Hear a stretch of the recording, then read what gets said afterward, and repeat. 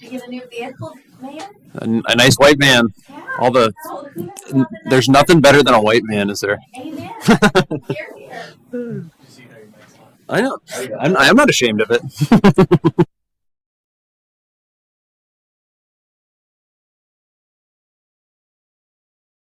Right now, just Oh, okay.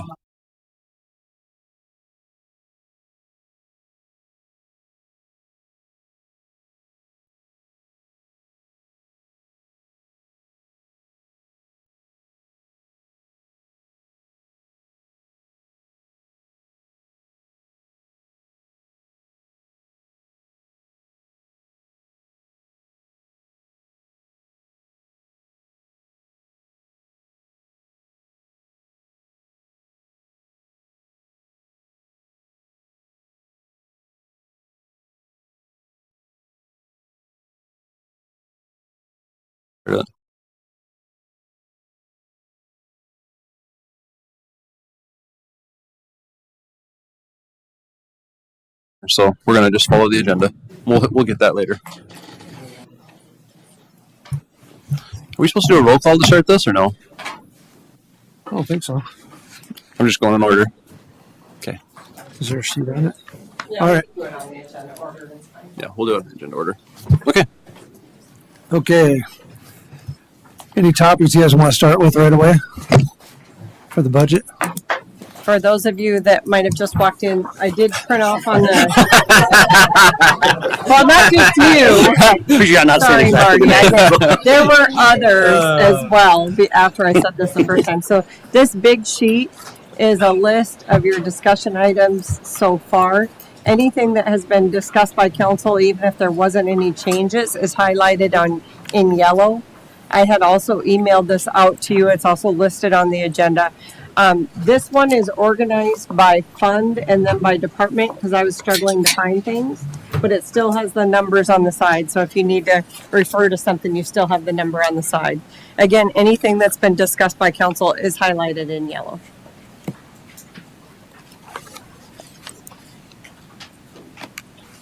Okay.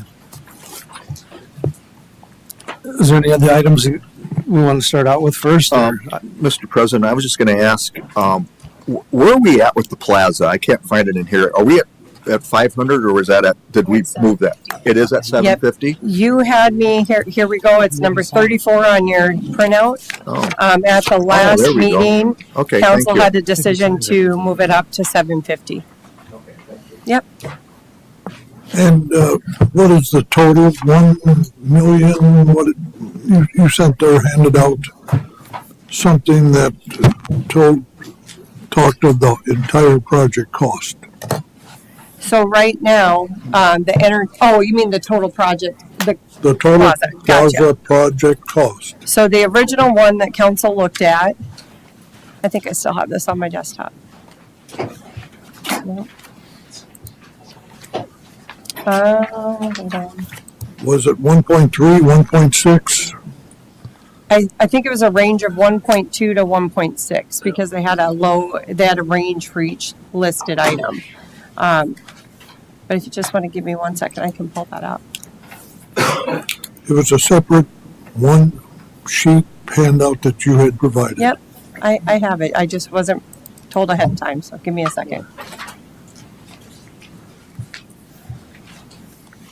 So what would the 750 do? The understanding I had when the whole presentation was made to council, at that time, council's direction was that's too much. We're not willing to spend that much. And then some of the comments at that meeting were, I'd be willing to do about half of that. So it's literally just a dollar amount to finish the plaza, and we'd only be able to do whatever we can for 750,000 unless there was a donation or a sponsor that could increase that amount. Which, So we don't know at this time because we haven't ever looked at And I that think budget amount. your point, John, is it's gonna come back to us for approval. Right. So it's just 750, just not out the door. We will be voting on it again, and that was one of the reasons why I agreed to move up to the 750, is because the fact that we'll see what we can get for it, or we want to pare it down from there. Okay. or increase. Well, you know, and I look at all of these items as need or want. So,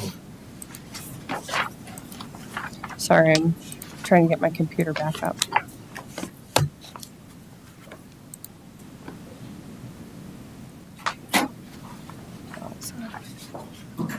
And with all the changes we've done, Stephanie, where do we stand, plus or minus? Is that on here somewhere? Yep, so if you look at the very last page of this really long document, I'll make this bigger up here. With the changes, hold on. On the very last page, on the big one. Oh. Same number. This is just the items. So right now, the council would have to cut $598,077 to have a structurally balanced budget in the general fund.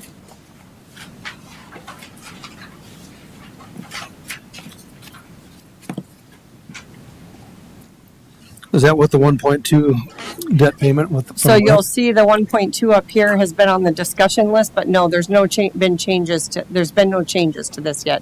It's still in the budget as 1.2 million. What is still? The debt service payment to the lake. Oh, okay. That should have been highlighted though, because you guys did discuss it. It's just, there's been no changes made to it. So we could use that for budget money if we wanted to. That would be a council decision. Yeah. So that money's available if we want to take it out of the lake fund. Say that again, what are you saying, Kevin? We put 1.2 million in for the lake project, Right, which we're not doing until right. next year. So that would offset that Yeah. 600,000. It can. Not saying it is, but it can. Do you need a motion to do that, or do you just need like council to say, let's do that? We would need, I would need direction from a majority of the board that that's what you would like to do. Well, in my opinion, that makes sense. We have that money that's set aside that we could use for that. The only question that I have is that with that, in the original budget, 750 was originally, and it's a different fund. So never mind. It's not going to balance. the Did general fund. you Yeah. see my brain bouncing around? Okay, so never mind. So, yeah, I would say since that's already something that we have in the budget, let's apply that to that $598,000. Offset that. I would be in favor of that.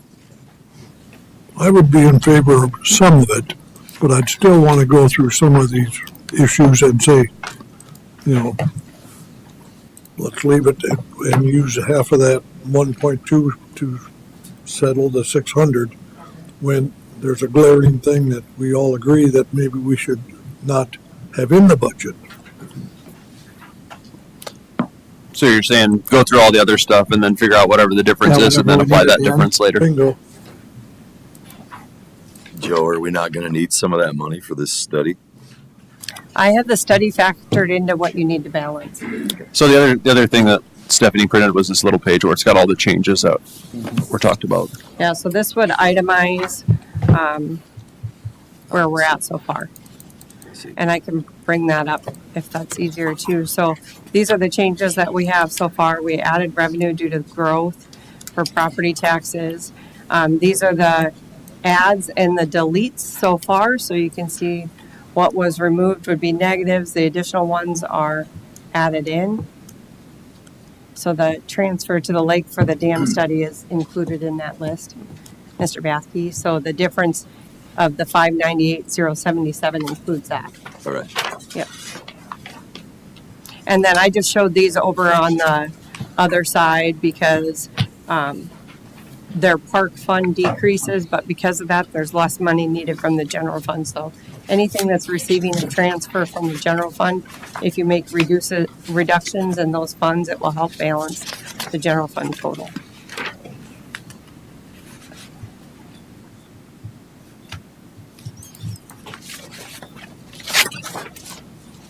Looking through the list here. So while you guys are thinking, we did get the breakdown for the Hitchcock electrical. We got 2 separate bids. Do you want to start with that? We can talk about that.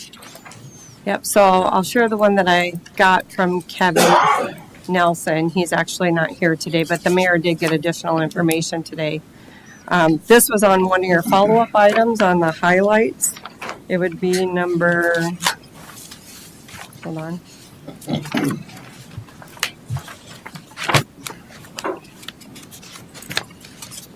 Here.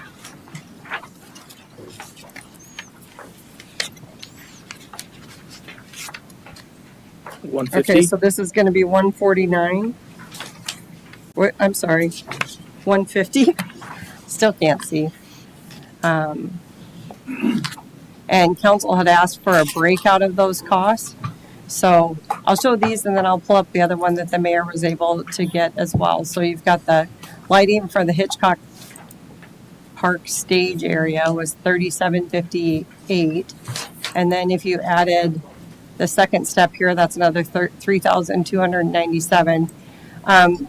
Kevin did make the comment to me that this last item here wouldn't be relevant if you ended up redoing the tennis court. He said because, Yeah, that's a for sure delete on my Yep. side too. so you take that one off. And then the other one. And the mayor got these today. This is just a second quote. I don't know if that follows the same breakout, Mayor. They're a little different because things had changed over time. Okay.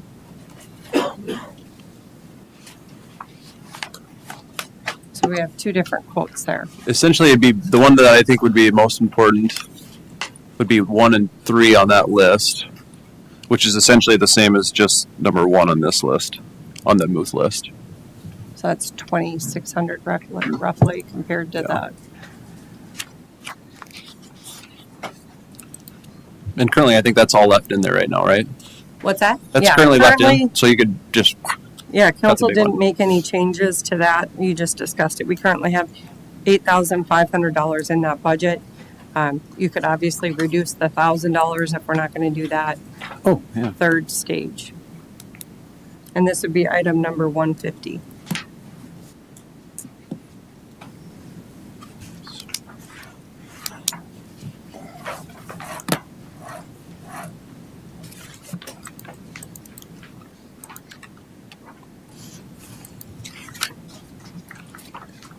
I'd support taking the $1,000 off and moving forward with the others. Yeah, and then, like I said previously, I think looking to offset the cost with rentals, I think is a fair way to do this. That the people that are using this power can look at paying for the improvements over time, not immediately.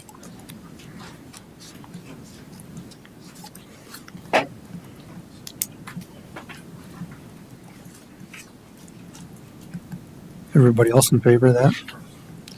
Yep. All right. Is there anyone not? That Anybody you want not? me to know? Well, so we'll get majority in favor. Okay, I got that one.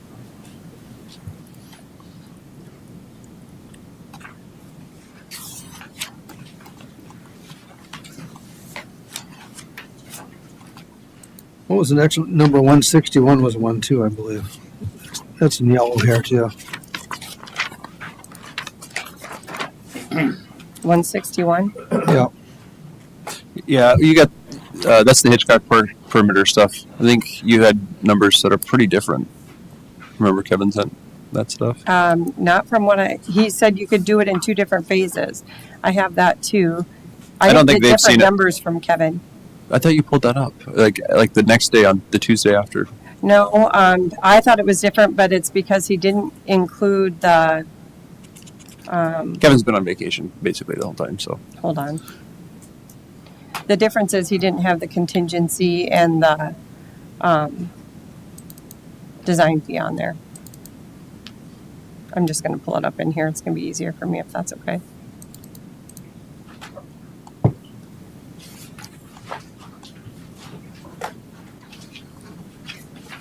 It's still 326 because he has 30% for design and contingency.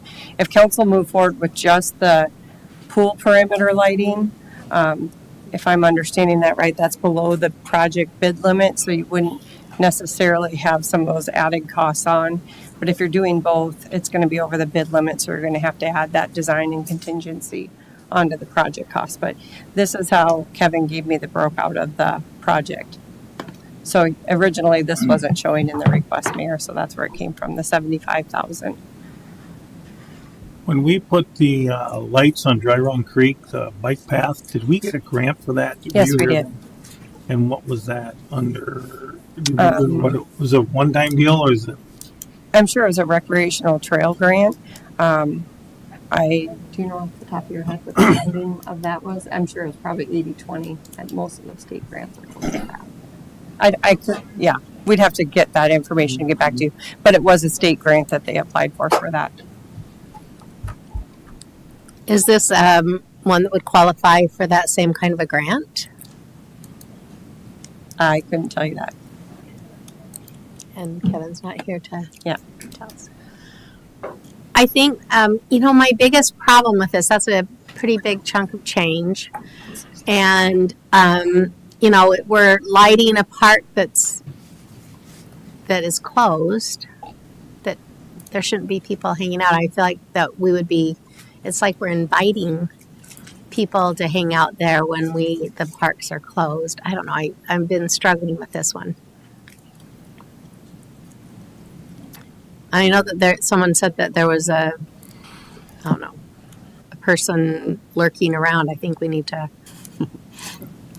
have the police arrest them and not provide lights for them. I mean, I feel like that seems counterintuitive. I'm kind of the opposite. If it's lit, it kind of keeps the vandalism down because everybody's going to see you in there. I wonder if the pool lighting wouldn't light up enough of that where. Yeah. Well, I drove by the other night when they were playing tennis about 10 o'clock, 10:30. And that area lights, I mean, when those lights are on, Yeah. it lights up everything but down by where the baseball fields or the softball fields are. And that's I think they go till 11 if I remember right. Are those timed? I don't remember. They don't turn on every night though, right? I think you got to go over and hit it. I don't know. If you're playing, I think you can turn them. Yeah. Yeah. Are they on There's a automatic? switch you flip on. Yeah, Oh, okay. you turn them off.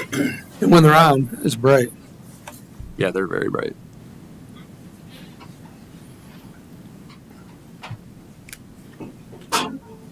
I mean, the pool perimeter lighting, I mean, maybe that makes a little more sense to me personally. Like I look at that and I go, well, I can see that there would be some value in that, having that lighting, but I don't know that we need to light the whole park. I don't know. And Yeah, that's sort of where I'm at. I'm a little bit more on that stepping process too. We're doing the outlets for, let's Christmas call trees? it more arts in the park kind of project, which I think that's a valuable offer to do that, especially with the amount of vendors that you guys had there, and hopefully it'll only grow bigger and bigger. So I think that's one nice step there, and maybe like I said, if we try to do this in steps, more like Stephanie said, if we do the pool lighting, wouldn't necessarily have to go out to bid for it and lose some of those other costs that we wouldn't get in there because of the amount of the project, and remove the park lighting for this year and see how the one step around the pool illuminates the park and areas. Like you mentioned, Mayor, there a minute ago, how much light are we really going to get from that? Right. It might be enough to sort of give a little bit of security lighting throughout the whole park just because of that one area being lit up, and possibly save us a couple $100,000. And if we know we need it, then maybe that following year we come back at it. But maybe just another way for little baby steps and spreading it around a little bit.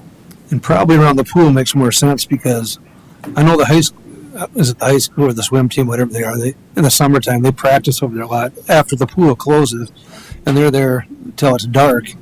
Oh, And for safety wise, they're probably good for, the high school kids leaving to the parking lot, having a little bit more lighting around the pool. Because it is pretty dark around there. All them lights around the pool, I mean, they're shut off now. I'm assuming there's security lights. Kevin's not here to answer this. There's lights all over in the pool. I don't know if there's something for night swimming or if there's safety security lights at I think night. there's lights inside the pool, so when they swim, they can see. I mean, around the perimeter of the fencing, there's lights all over. is there? Gosh, I've been I'm to the pool assuming at there's night. security lights. But he's not here to answer that question, unless someone else knows. They are not on now when I went out there. So I don't know if they're on a switch or if they're security lights when water's in the pool. Would Jamie know? Yeah, there's definitely lights based on the picture. If I could,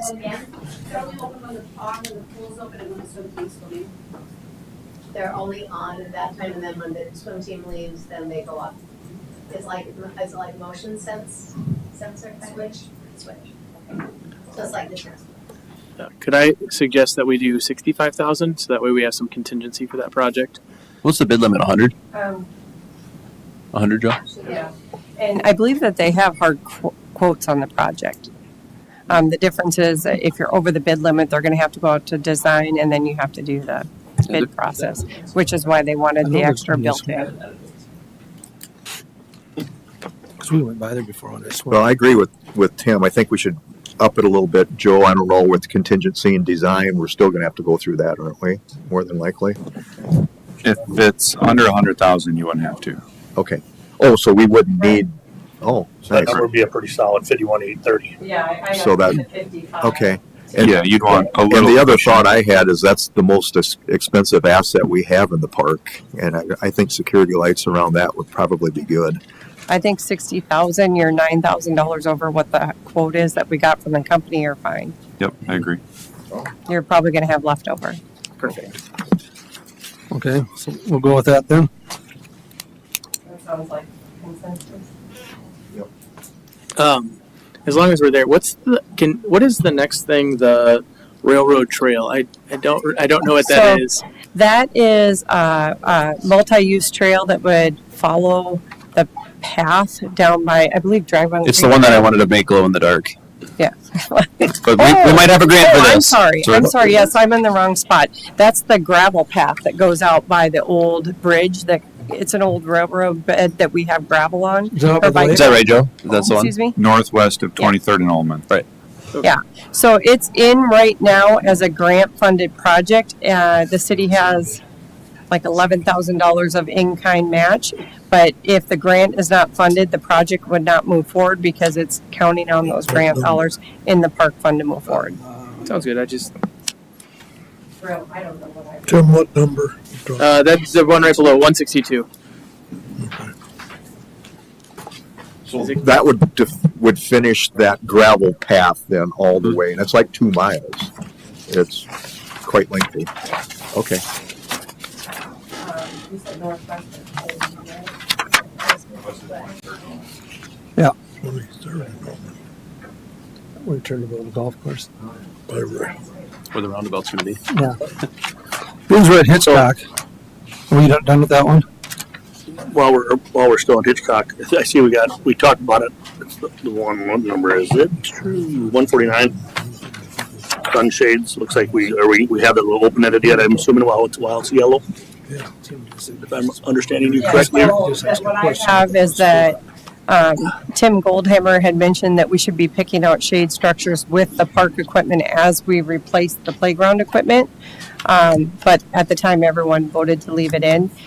Kevin did say the playground that they have planned to replace next year includes shade structures. There was some concern by staff about digging into the existing surfacing to install the shades, which I think is why their recommendation was also with the playground equipment. What park are they doing next year? Do we know? Genuine? Just look this up. Genuine, Oh, yeah. yes. Okay. The Genuine, yeah. So Genuine does have the shade Yes. No, things I don't think it included. does. It doesn't currently. Is Genuine or Gainer? I think it might be Gainer. It might it's be Genuine. Gainer. Is it? Yeah. Metal. I think it We're is replacing Genuine. hard metal So, in the park. so we're going along with the thought that when they do update on playground equipment, we do the shades, which obviously that'll be done in the current budget. Yeah, But it is genuine, these two that we have here is Kibbe Park and Hitchcock, right? specific for those two areas. And I don't know where everybody's at. I'm in for keeping them if we can continue to add them, to make up for the two, lost times that we didn't do it. And think like the I said, shade- genuine has them built in, Yep. is what Yeah. Kevin said. And Indian Head Park must be a newer one too, because it's got shade structures on that one. So we've been implementing them. Yes. So, this one, are we in favor of keeping those in? Is that what we're, okay. Yeah. So we can turn that yellow to white. I think yellow just means we talked about it. Yeah. Right. But, Yeah, yellow just I means wanna- you talked about it. right. I If wanna- you made so get them off changes- so we don't keep on talking about something that we Let's make Make it it, black. like, we're done. We're good with It's keeping. easier for me to track if I keep a, but I don't have any Can we change them to changes in green? Your update will have them Yeah. changed. Okay, perfect. there. I'm keeping it the way it makes sense in my brain. So I have my notes of what you guys have done. So if there's changes, you'll see the change of what council asked it to and what the budget impact is. Got it. So, Done with that one. Another thing at Hitchcock is, we keep getting emails from a lady on that basketball court over Yeah. there, but I I have- went and looked at that. For $5,000 to put asphalt on it, it would probably be a safety, benefit for the city, I would think, 'cause, What number is that? so it's it's A, under council discussion review items. It's actually B. Where? A, yep. So it's currently in the budget now. So that $5,000, Kevin, is the parking area by the basketball. Oh, that's court. not the asphalt? Nope. Okay. Right now in 2025, we have $9,000 budgeted to redo the asphalt at the basketball courts. My understanding is we're not doing that this year because the preference was to move to concrete surfacing. Kevin did not include that in his budget request. He had it on a list of items that he'd like to do, but it wasn't actually in the budget request. So I asked him for that. So you can see in item A, that's the cost to do the basketball court in concrete versus the $9,000 budgeted this year out of for asphalt. And then item number B is to do the parking lot in asphalt. So to move forward with the concrete surface asphalt parking, the total cost would be $40,000 increase to the budget. In 2025, though, they had $9,000 budgeted for the asphalt. What if we But just, they're not- what if we just asphalt and didn't do the concrete? Because it's not very safe by the looks of it. I think you looked at it too, didn't you, Dan? Yeah, well, it's not very nice. It looks like it should have been done 10 years ago. There's a sinkhole about this long, a bit big in mid court. It's it needs to be redone. And that court gets used. I mean, those Oh, neighborhood constantly. kids over there are constantly on those courts. I think we need to do some improvements. I don't know what the recommendation would be, but your It'd be question cheaper to was, should we just asphalt it for now and see Well, what that cost would be? I mean, if we spend 10,000 to asphalt it or 30,000 to make it last forever, we're talking 35,000, not 350,000 or 1.3 million. I mean, it makes sense to, if it needs attention, we give it attention. If you look at it, I'm in favor of. if you look at it, you can see it does. Oh, John wants concrete. John wants to spend more money. Down on your calendar. I want concrete. Well, Outside wants concrete. Don I, has motivated me to concrete. If I feel we're gonna like- do it, let's do it and let's make it last. yeah, I agree. Okay, so then if council wants to move forward with the concrete, what I would do is I would take that 35 plus 40, or 5, which is 40,000. We're gonna take off the $9,000 that's budgeted this year, because he could roll that to next year and apply it towards the project. So we would need 31,000, Yeah. right? Nice. It'll be really nice. Very nice. Gotta maintain our, Yeah, 9. taking care of our facilities. Joe, 35 plus 5. You don't want someone getting hurt. if and when we move forward with the parking lot and move the tennis courts, would this have any effect on it? It shouldn't. The tennis court parking lot will be located on the north side of that. Yeah, but we were going to do access. some drainage or something. You said at one time we were going to go out to the street with some drainage. I think with it being south of that entrance, it should be okay. Okay.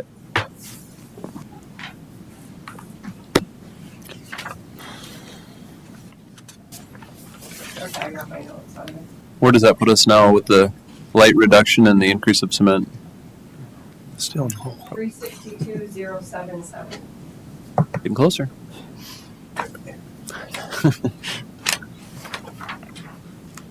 62. I'm gonna circle back to the lake. Some of you are aware of my next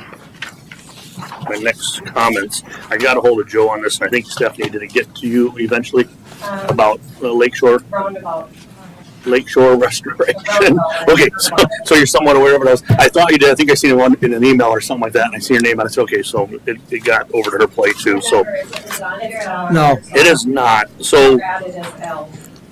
So obviously, I think everybody knows I'm on the water quite often. So in the area that on Highway 37 where the state did a bunch of red riff wrap that they put on in from the area that was declared state property, and then there's areas that, if you guys recall, we had to remove some trees that the city had to do because it wasn't in the state project and it was actually our property. So we had the trees get removed. I think it was like for $6,000 we removed them. And then in these areas, because it was not part of the state project or their bid, obviously we tore the trees out, which is good, and then now we just have earth falling into the lake, and it's a pretty bad look. A few of you I know I sent texts to get some ideas, and I sent it over to Joe too. What I was wanting us to do is try to complete those areas, because you got the state, they did a chunk right in the middle, then let's say to the north of the state work that is done going towards Kibbe Park. I don't know how many feet of it is there, but it's where we tore the trees out, and now it looks very, very bad, let's put it that way, and things continue to fall in. And then if you go to the south of where the state did their project, once again, we tore out trees there. It's from the south of their rock line to going towards the spillway. We have a seawall there we put in years ago by the pump house.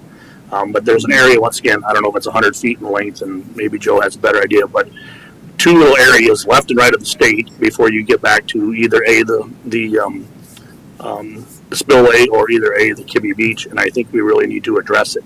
The initial talks I had with Joe was when we were going to drain the lake that we take a look at it at that time, because obviously where the lake would be drained and all that kind of stuff. Now, with the fact the lake, we don't know exactly when that's going to fall in place, hopefully sooner or later, but it's still the fact that it is on hold.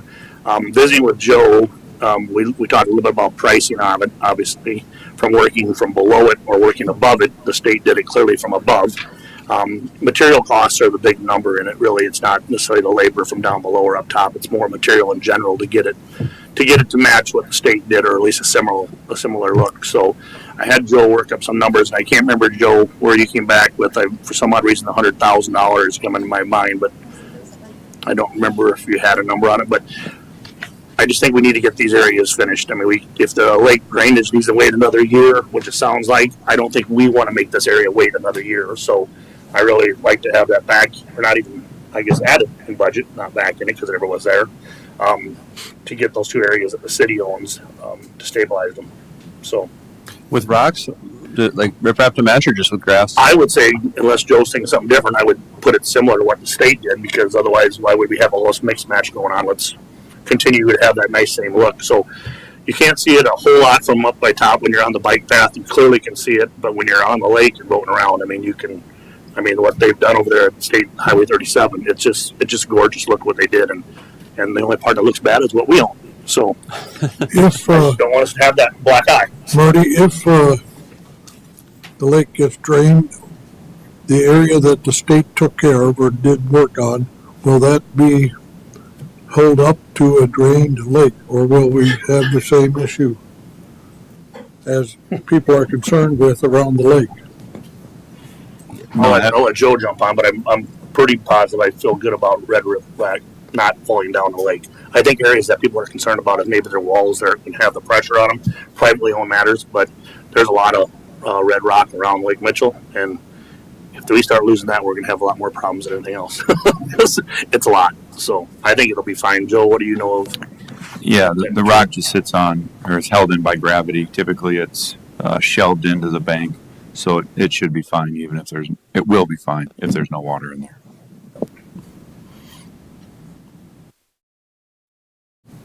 So I don't know, Joe, did you have about 100,000 to start with, or what was your thoughts? 150. 150? Obviously, I'm going the opposite direction, but it just, for those that obviously, take a lot of pride in the lake, and I think majority of our community does, I think they would respect and support us finishing what we rightfully own, cleaning it up. And I did have some pictures on my phone, and I can't remember who I sent to on council, but a few of them I know, and I know, Mike, you're familiar with the area because you have property out there, so you can see it from your front yard. Yeah, I just, if somebody wants some pictures, I can certainly send them over, or send them to Stephanie to send out, so. I happened to talk to the engineer from the state that designed that from Mitchell here. Joe, you know who I'm talking about. I think, is it Apple? Yep. Yeah. And he said that when they took the trees out of that dam, he says those trees were intruding so bad into the dam, he says it was going to be causing problems. He has already. And he says, you guys did the right thing on getting those scrub trees and brush and everything out of there, because then you've got a solid, but they finished theirs off and we did not. So then I'd just be inviting more volunteer type brush or trees or whatever if we don't finish it off. So honestly, I'm going to support this because of the project that we started, and again, it looks so nice out there. I definitely think Marty's brought up a good suggestion, and I'm going to support it. Is there anyone that doesn't support it? I'm looking for 5. That's what. I support it. Everyone else? So is this something that the city crew would probably try and tackle? Probably not. I think I can do the design for it and bid it that way. So I've got Marty, Jeff, Tim, and Susan. Who else? Yeah, I'll be for it. Okay, thank We you. got a thumbs. I appreciate Kevin? It's definitely a need. When they pulled it out, they did no vegetation. If I'm in the right spot where I think them trees were, there's sunflowers 6-8 feet Yeah, it looks high. bad out there. Yeah, and they pulled them out. What they did is they just left it rough. They didn't grass it. They didn't get finished. So something needs to be done. Yeah, the biggest thing I wanted when we worked with doing the trees and get them out, I mean, at that time it made sense to remove them because the state was there doing all that, and it worked out good. And then we just need to finish up now what we started. So I Sounds appreciate like I appreciate everyone's in the support. favor. Can we switch to the parking lot at, let's see, 106? And there's another one too. 106. 75. So I guess I was Which one unaware. first? Joe, do we have some drainage issue or replacing infrastructure? 106 or 75? 75? Yeah, 75 is drainage, then the parking lot is. I could answer that. So I talked to the hockey association, and if you've ever been to a hockey game, there's no parking anywhere. Mm-hmm. So what the plan would be is to get rid of that huge, gigantic green space in front and convert that to parking. But you can't do that because that's what they use for drainage. So to add the parking lot, you need to do the drainage. Gotcha. So basically, it solves both of the problems at once. Okay. So people don't have to park. They invited me to a game once. I had to park 3 blocks away, and they tricked me into that. And so it makes sense. With the Jeff knows. even with the junior high parking lot, they have to do that. Oh, they get busy over there. Oh man, there's like I don't know. There's not very many parking spots at that parking lot. I don't think, they'll maybe park in that closer to lower level at the Mhm. middle school, but nobody goes beyond that spot when I've been there. They go like to Monroe Park sometimes. I mean, Oh man, it's crazy. So my girls went to the hockey program, both of them. So I lived that sport for like 18 years, and I when we did that area and had it all grass, I kept on questioning why would this not be valid parking lot for these events. And so it was always a thing in my mind too over the years that I had to, like you said, walk 3 blocks, which is not the end of the world, but it's just No. it's like it's In January, it's not beautiful. Right in January. So yeah, it's beautiful property that we have control over. I just can't believe it wasn't a parking lot when they designed it. So So, how many spots will we be adding? parking spots? Joe's got that, I think, design. Approximately. I don't have those ready Okay. right Okay. now, but I can get them to you. It's gonna be a good number. I'm not familiar with the spot you're talking about. A couple thousand. Any other items? So while we're on the ice hockey arena, see it's on here. I don't even remember what number it is, but so we are going to put that out to bids to redo the roof next year. We'll get through it one more year and then fix it next summer. I think you're planning for after the season, correct?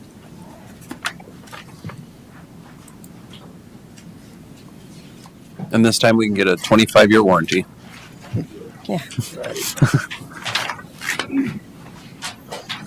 Wish we'd had a 2-year warranty on the other one. So the ice arena roof should have been, Trying to find it. Speaking of roofs, side note, we got the roof fixed at the rec center it's that had been leaking. 191. Did they? Maybe one. So the cost of that project is $1,250,000. Yeah. It's just for the roof replacement. So, I had a conversation with Nick Lemke, is he the president of the hockey association? And this was a while back, but I was thinking, are they putting any money towards that roof or not? No. I think their plan was to do like an expansion to the north, and they would put a bunch of money into there too to expand like the locker rooms and a weight room and a bunch of other stuff. It's been bad since day one, I think. Almost. Yeah. But they didn't want to add on if the roof was going to leak, and we didn't know what there was a lot of stuff up in the air. So The good thing about the roof replacement is that we will no longer be chasing the leaks. I mean, we've done 5 years worth of fixes and we still haven't found it. And I This would think be a permanent solution with a new warranty. Yep, and then this includes like a higher R value insulation, so it might help with heating and cooling. And then I think they're also going to put some sort of reflective something on the inside where you could maybe get ice a little bit longer for the year. But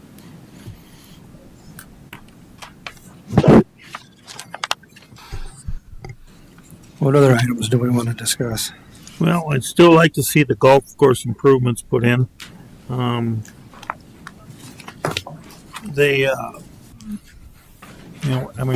got donations of $250,000 we could use.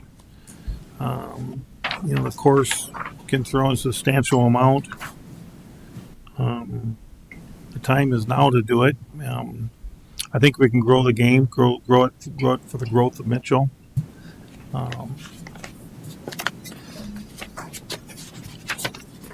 And I'd like to see it be added back in or put in.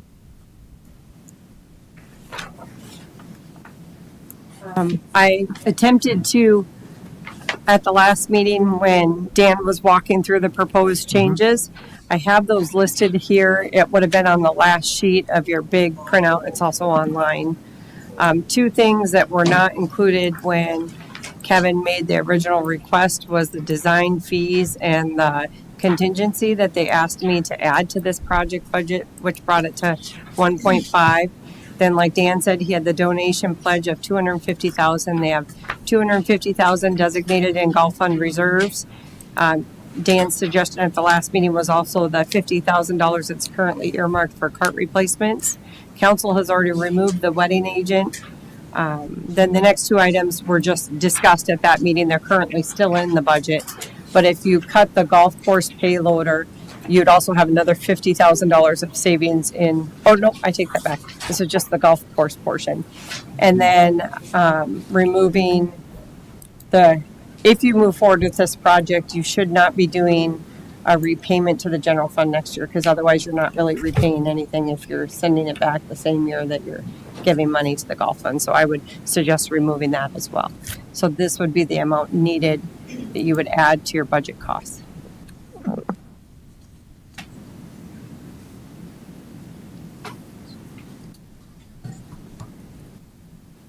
Stephanie, if we just for number purposes, if we would assume the debt payment of the lake, the 1.2 completely, I know John mentioned the number, so I'm just going to jump forward with using that whole entire 1.2 for the general, and doing what Dan and Dan or you, whoever recommended this little letting agent payloader, taking these all the way.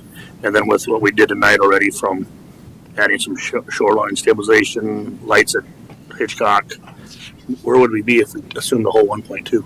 You're short $172,177. Where did it say?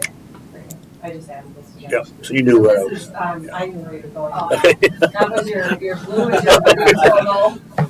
The 870 would be the amount needed from general fund to do the golf course, which would put you at 1.3, and we only have 1.2 budgeted for the debt service payment.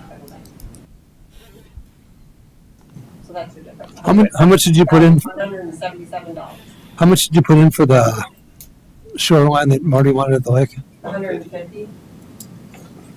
And we're at 362.07, I think, or 77 before, weren't we? No, because you added 150,000. Yeah, but I think before we added that, we were at 362. No, I can show you. I think I wrote that, unless I wrote the number down wrong. 352. Yeah, it'd be 512. You were at 352,077, Yeah, and then you had a $150,000. $150,000 budget impact for adding the So that's shoreline. 512,000. Yeah, And then the it's savings on, $502,077. and you subtracted off the Hitchcock lights that we're not That's putting already in there, That's yeah. already in there. Okay. So that's why I like to do it on here, because I know where my Yeah. changes are happening.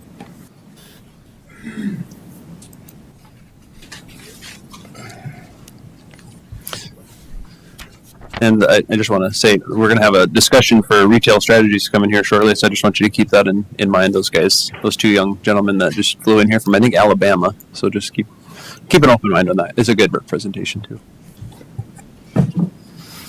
Well, I'm kind of hesitant, Dan, your proposal only because it's an enterprise fund. You would think that if you were going to look forward to improvements and additions and stuff, and you're operating a business, you would think, God, I got to start saving money, raise dues, create more members. I got to get more rounds in. How am I going to pay for it? Not just come and say, give me 1 million, folks, you know. So, and I asked Kevin last time what increase in dues, and he thought 5%. I asked him how much would green fees go up to help pay for anything. He didn't know. So I'm just concerned that, you know, we're not paying for ourselves in an enterprise fund.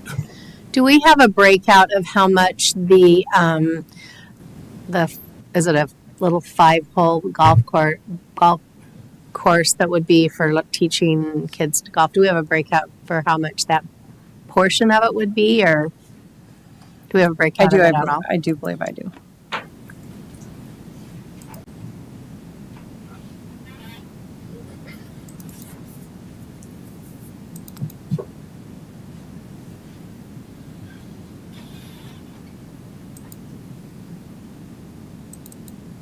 Sorry.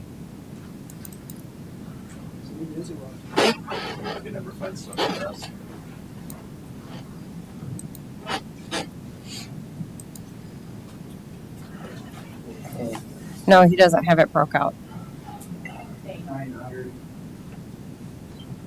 You say 900. You want to come up here? We got Jason. Jason from the golf course. Perfect. No, clearly I didn't see him back there. Jason Gennari, Golf and Cemetery. Just the short hole was estimated at 900,000. The rest of it was for hole 14. The rest of it was redoing 14, working on drainage issues and digging a pond, which part of the pond will go towards cemetery expansion. So the material. Jason, we took 50 out for the payloader on the golf.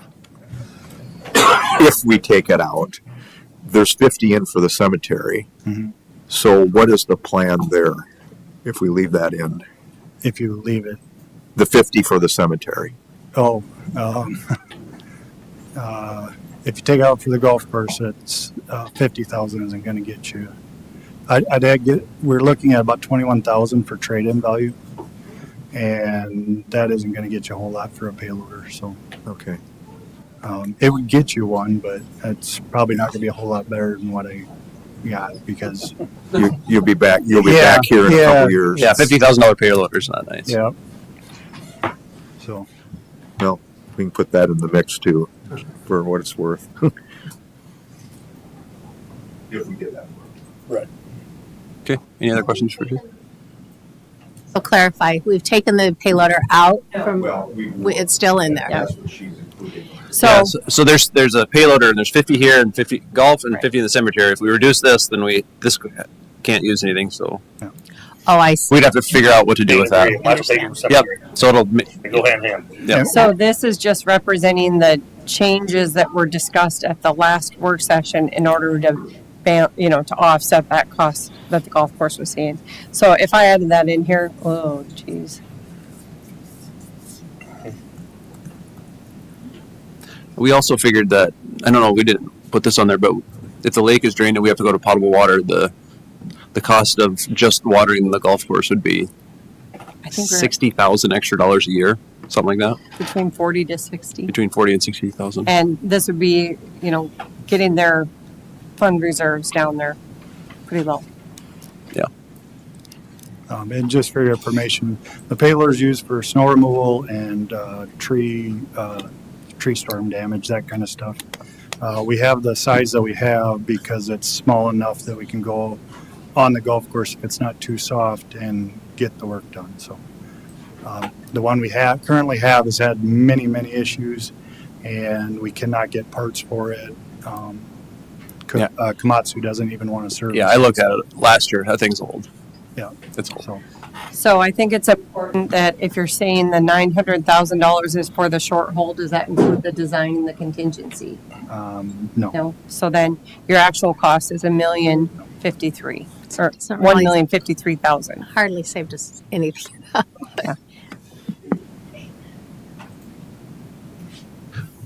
Any other questions for Jason? And if you add 5 new holes, you're gonna have to pay for water for those 5 holes. Yes, there would be extra costs. No, there's no way around that. So.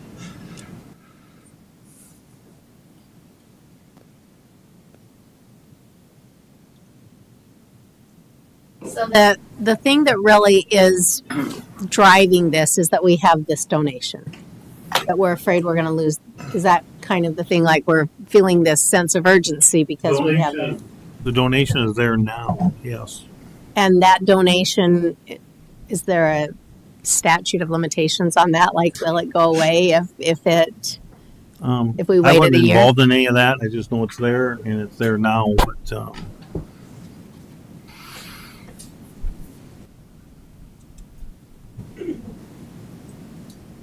I don't know that answer either, but I do know it was predicated towards short course for stuff that would involve kids. So, so that was what they were wanting to go towards. So.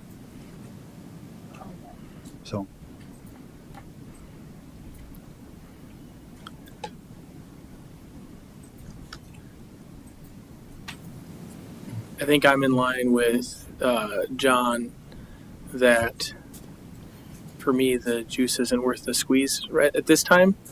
That if they can figure out ways to increase and come up with more of the fund, I think that would be good. I also think that at least the short course number of 1 million is better than the alternative, obviously. And so if we were going to do anything, that would be the number I would want to see.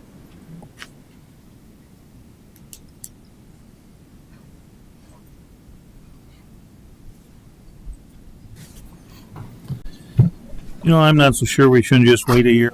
I can see some negativity here. And let's just wait till put it off till next year. See where the income goes and go from there. We are going to risk the 250. More than likely, the person is going to be there when you're ready, but there's no guarantee. So let's face it. And the golf course is coming forth with 250,000 of their own funds.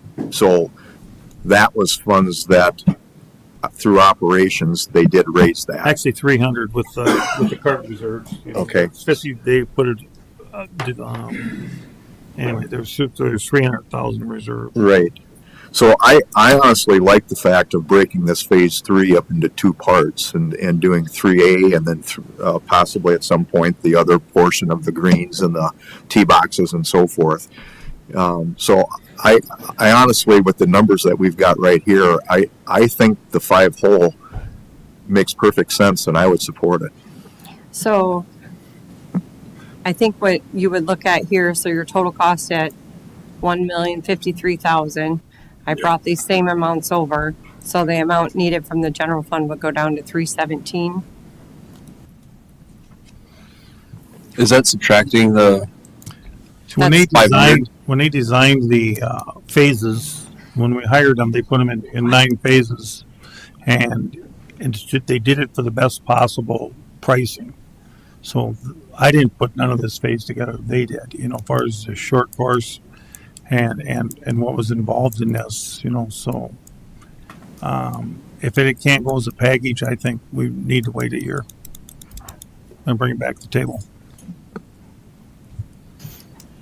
Mayor, What was your question? Sorry. Your 317 number, did that include taking out the 503,000?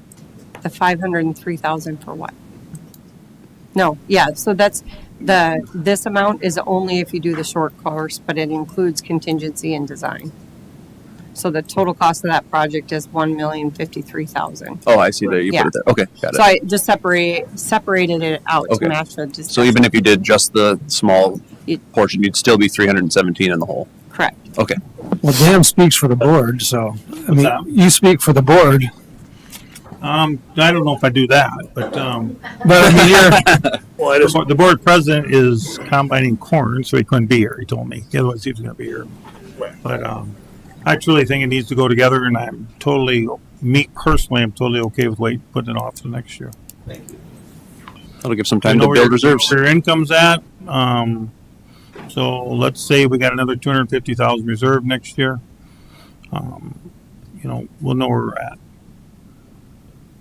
if you're okay with it, I'm okay with it. Okay. I would still like to maybe just ask the question if what you're bringing up, Dan, is the fact of it was looked at it as a package deal. So can we split it out and be comfortable with the numbers? At least we know what the numbers are. Yeah. Well, if you see the equipment they bring in, and wherever the bid comes, the last one came from Minnesota, I think, Jason, right? You just can't have them come in and do your cost of getting there and moving it and having the people there. I think we're way better off waiting until next year, Yeah. getting the reserves.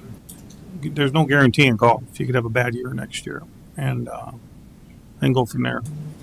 It's kind of the economy of scale. So you have a bigger job Looks like you got your payloader back.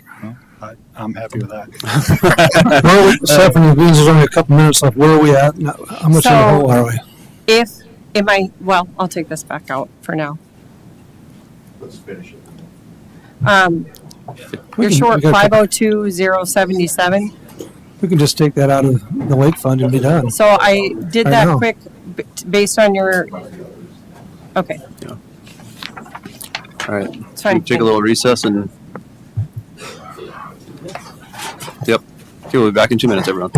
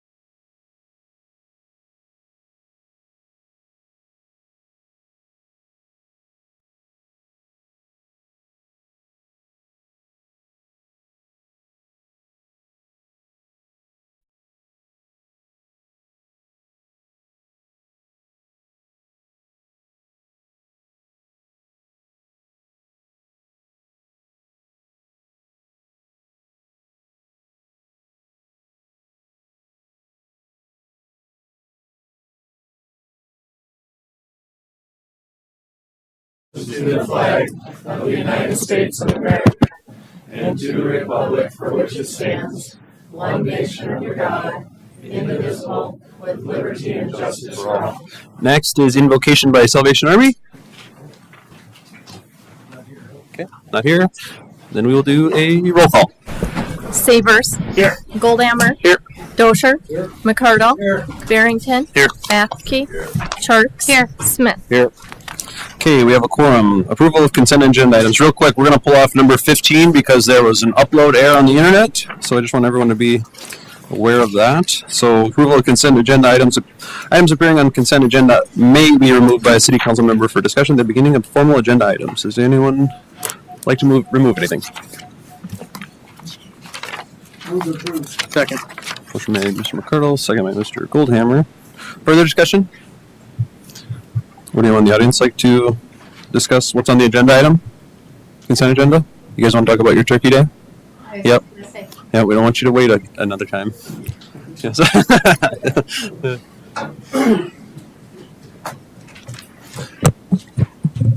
I'm Karen Cooley from the Mitchell Food Pantry, and I'm here for the only reason I come, is to ask you to waive the parking lot fees for our giveaway.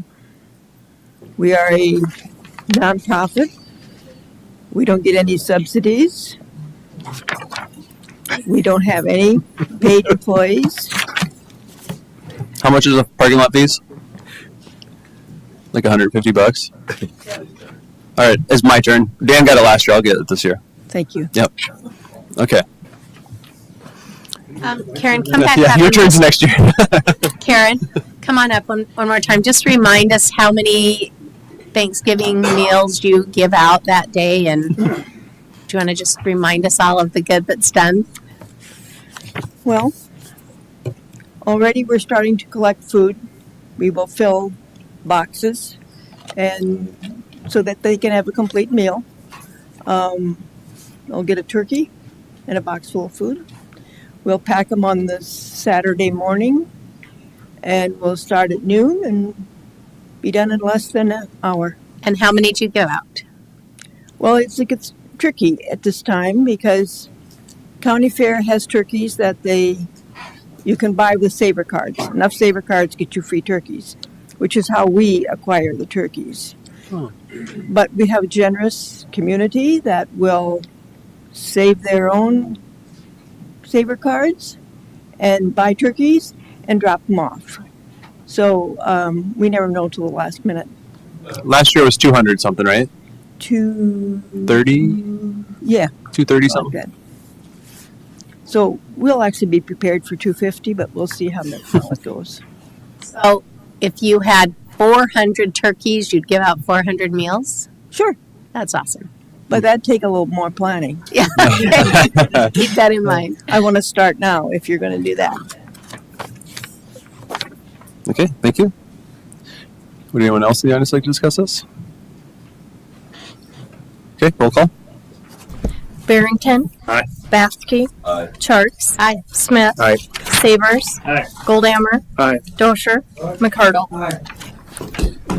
Motion carries. Public comment. If you need to address the mayor or member of city council on an item that was not on the agenda, excluding personnel items, please come forward to the podium and state your name and your concern. Presentations are limited to 3 minutes. Items will be considered, but no action will be taken at this time. Go ahead. Mayor, Council, Dave Seitzelman with the Corn Palace. Just wanted to let you know all the seats are in. So thank you for that vote of confidence and funding. People really like them. They're installed. The handrails are going in currently. Section C is roughly in today. B and A will follow hopefully to complete this week. And the platforms for the handicap seating and the ADA compliance work will be done by the end of November. Thank you. And they are comfortable. I sat in them this weekend for 2.5 hours, other than chasing kids tonight. Okay. Anyone else?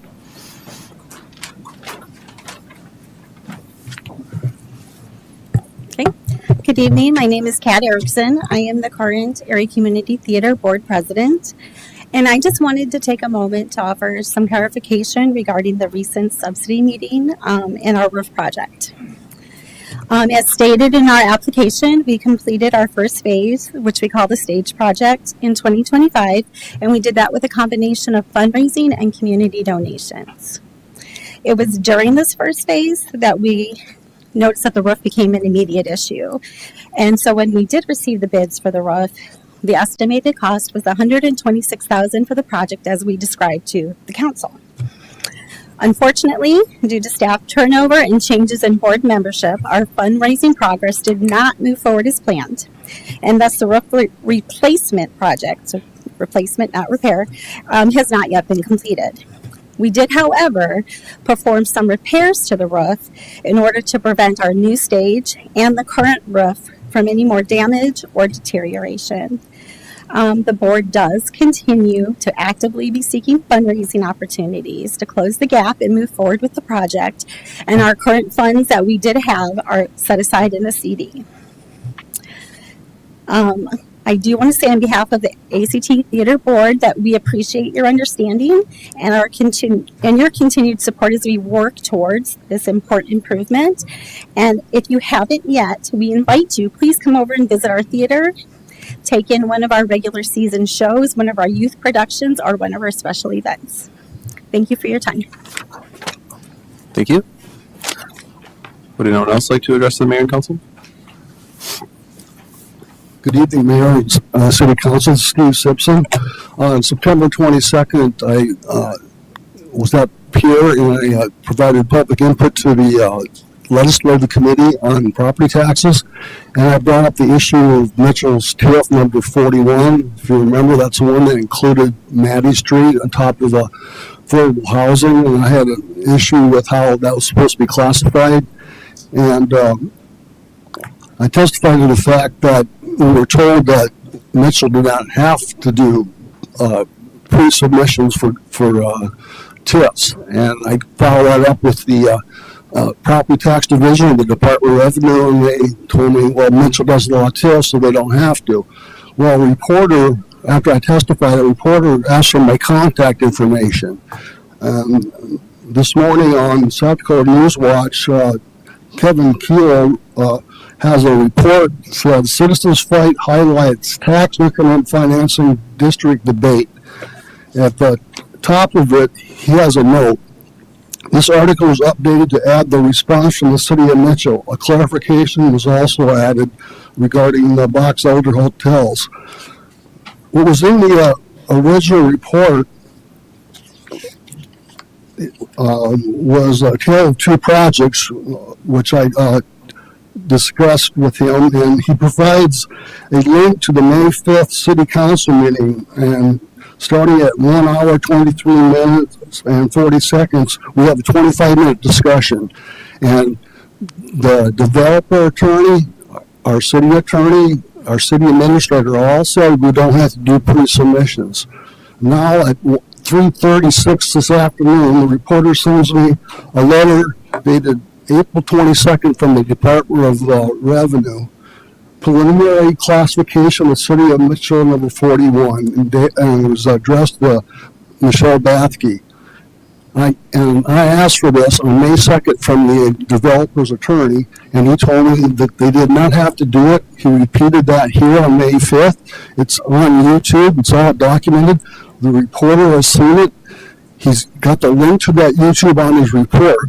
And the additions were the fact that Airline said that she wasn't sure why the TIF was approved, despite the preliminary determination being economic development. It was supposed to be affordable housing, and the TIF would not be finalized and would cease to exist. So today, are we being told that TIF no longer exists because of this problem? No, to clarify, the pre-certification letter said that it was going to be classified as economic development, but that's not the final certification. The project plan requested affordable housing, so when the application was submitted, it was submitted as affordable housing. The pre-certification letter is before the TIF is even heard in hearing. And sorry, that's 3 minutes. Huh? Your 3 minutes are up too. Okay. Sorry, thanks. Okay. Would anyone else like to address the council? Good evening, Jeff Harris. I got some concerns about you guys possibly.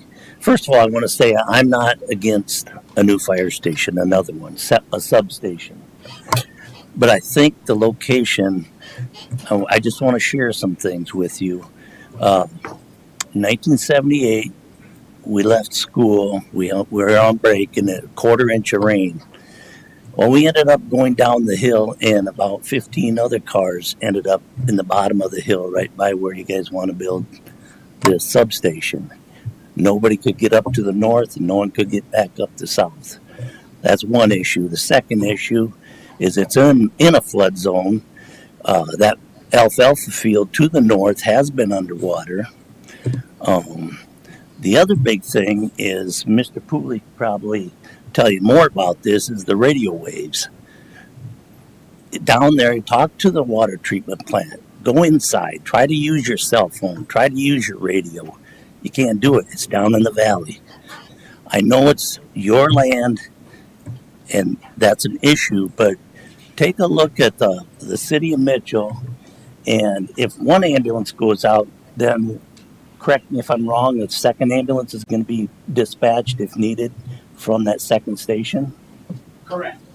And so, if it's down in the bottom, if you go in a 2 or 3 block area around the bypass, Cemetery Road's a main artery, 37's a main artery, Sanborn Street's a main artery. I've done this for 30 years, fight fires here in this town, and it happens a lot. You get one call, you get another call. And those 6 lots that I can point out within a 2 or 3 block area is up on top of the hill from Vern Ide on 23rd. Randall owns that house. He's in his 90s on 23rd. You know, there might be even Vern Ide, where Music's car lot was. You just got to reach out to some people. Maybe it won't cost you a bunch more money. And that being said, you know, that second ambulance has to clear out to Walmart if the first one's gone. And you stick it too far out north, you know, by the airport, that's quite a jaunt. I guess the main thing is the radio communications. You could put another tower up down there. But just even up on top of the hill, by Moody's, there's alfalfa field that your station doesn't have to be that big. I recommend somebody going there to Sioux Falls and recommend looking at what a substation is. It's not that big. Thank you. Time's up. Thanks. Okay. Would anyone else like to address the council?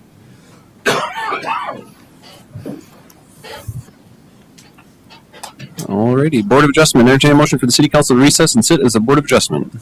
So moved. Motion by Mr. Barrington, second by Mr. Bethke. All those in favor of the motion say aye. Aye. Opposed, same sign.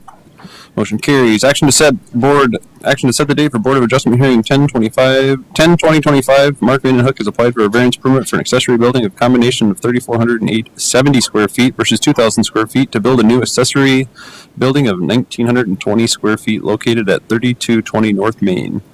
Move to set the date. Second. Motion by Mr. Motion by Mr. Goldhammer, second by Mrs. Turks. Further discussion?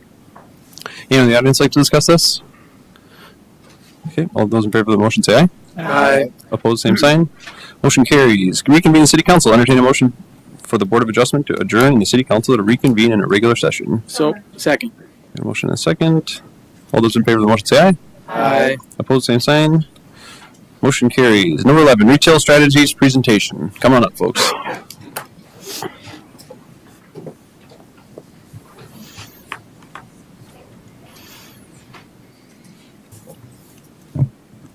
Make sure to state your name first.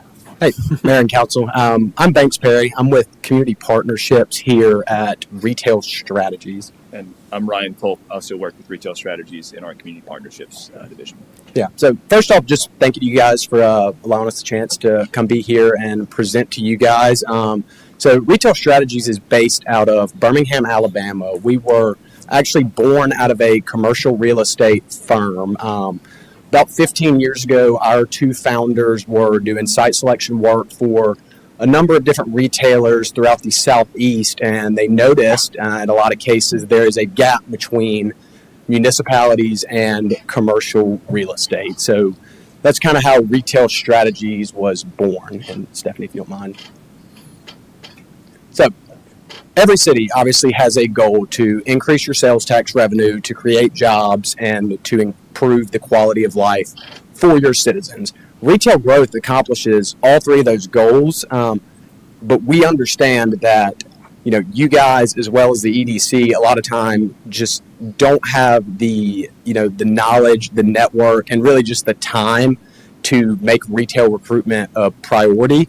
So Retail Strategies really exist to act as an extension of staff, as an extension of the EDC to grow Mitchell through retail recruitment, right? So currently have worked with over 800 different communities. Stephanie, you can go to next. Thanks. Should give him a clicker. Yeah. Where'd the clicker go?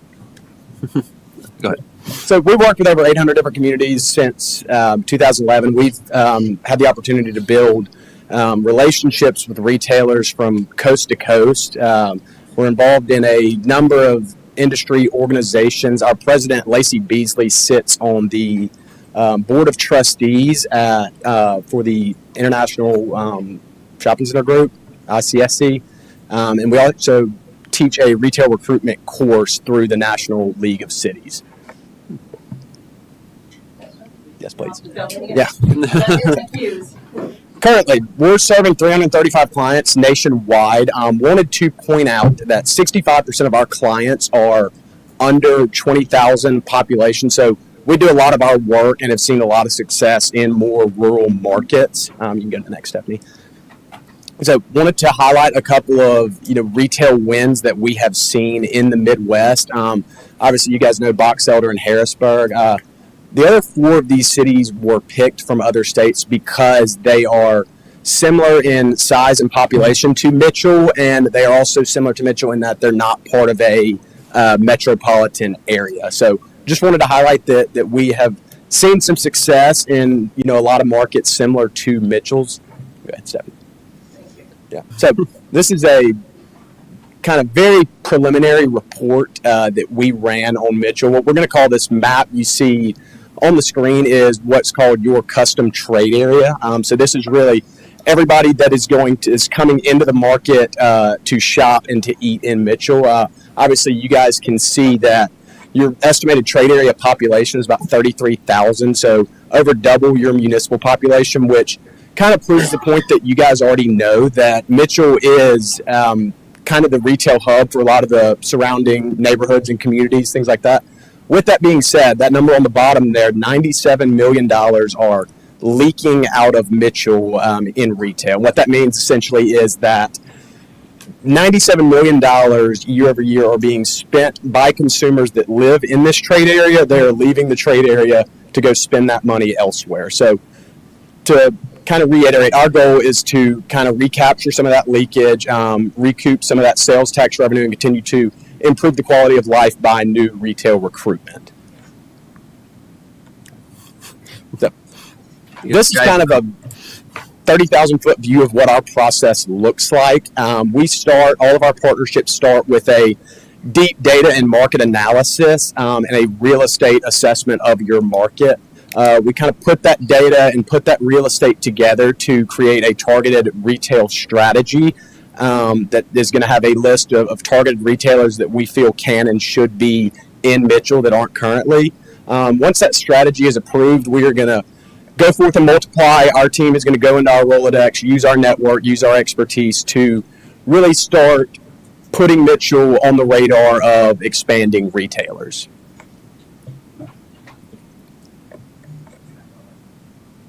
You click 2. So, starting in a little bit of a deeper dive, our market analysis, our team runs reports utilizing over 3,000 different variables, and it's all really just to figure out who your consumers are, where they're coming from, and what are they spending their money on. So we utilize mobile tracking data a lot just to do that same thing, figure out who the consumers are and where the demand for new retail and retail growth is. Go ahead, Stephanie. Yeah. So Calibrate is our primary data provider. Wanted to highlight them. We like Calibrate because Calibrate is the same data provider that, as you can see, a lot of these major retailers use. We like to have the same data that they have to make sure that, if our data tells us that Mitchell is a good market for a certain retailer, we know we can give that retailer a call and their data is going to tell them the same thing, right? Go ahead, Stephanie. So just a quick snapshot of a cool report that Calibrate can run. This is a competitive insights report. All this really is, this is a map of Mitchell and all your current retailers in the market. This tells us how your current retailers that are already here are doing. How well are they doing? How not well are they doing? So this is kind of used to really give us a better understanding of where the consumer demand for more of a certain retail category lies. So using the competitive insights, these are just a very quick snapshot of some retailers that have recently expanding stores in South Dakota. Wanted to point out, obviously, retailers, just because they're expanding, does that mean that they are going to open their doors in Mitchell tomorrow? No. There's obviously a lot of more factors that go into it, but we can really start to build that baseline of target retailers, right? We can see where the demand is for retail, and then we can kind of start pairing that with who is expanding in the region. So data's great. It's a big part of what we do, but data is only going to tell a small part of the story, and the driving force between any retail development is going to be the real estate, right? So go ahead. So within the first 60 days of a partnership with you guys, our team of real estate professionals is actually going to visit the market. We're going to do a full market tour and real estate inventory of Mitchell. Then we're going to do what we call a Retail 101 meeting, which is really just educating the community on what a typical real estate deal or retail development looks like, as well as what are retailers looking for when they're looking at Mitchell, right? From there, we're going to do what we call our familiarization tour. This is where we want to drive around with you guys. We want to hear from you guys and learn from you guys the intricate, intangible little details of Mitchell that we can't see on a computer or a map. We want to get the full story of Mitchell so that we can start articulating that story to expanding businesses. Lastly, we're going to do our key stakeholders meeting, which is we want to meet with you guys. We want to meet with the EDC, property owners, developers, brokers, anybody that is going to be a potential player in a real estate development. We want to meet with you guys to just discuss kind of your goals and your hopes for the partnership and start going through some potential opportunities that we've already seen and that we see possibly coming up in the future. Really just to kind of get everybody on the same page and pulling in the same direction in a partnership. So, yeah. So, sorry. You're okay. So, yeah, right. So, our in-market real estate assessment, just wanted to point out that this is going to be, when we drive the market, this is going to be our licensed real estate agents are going to drive every square foot of the market, and they're looking at sites and looking at buildings the same way that retailers are going to look at them. We're looking at vacant buildings, we're looking at vacant land that could be developed, and we're looking at potential redevelopment for highest and best use sites. We're going to be looking at things like parkage, looking at things like signage, looking at things like co-tenancy. Where are the strong retail brands in the city now? So we're looking at this as a retailer would, so that we can call these retailers and really be able to speak their language and already have all the data and all the information that they're going to be looking for when they start potentially looking at the market.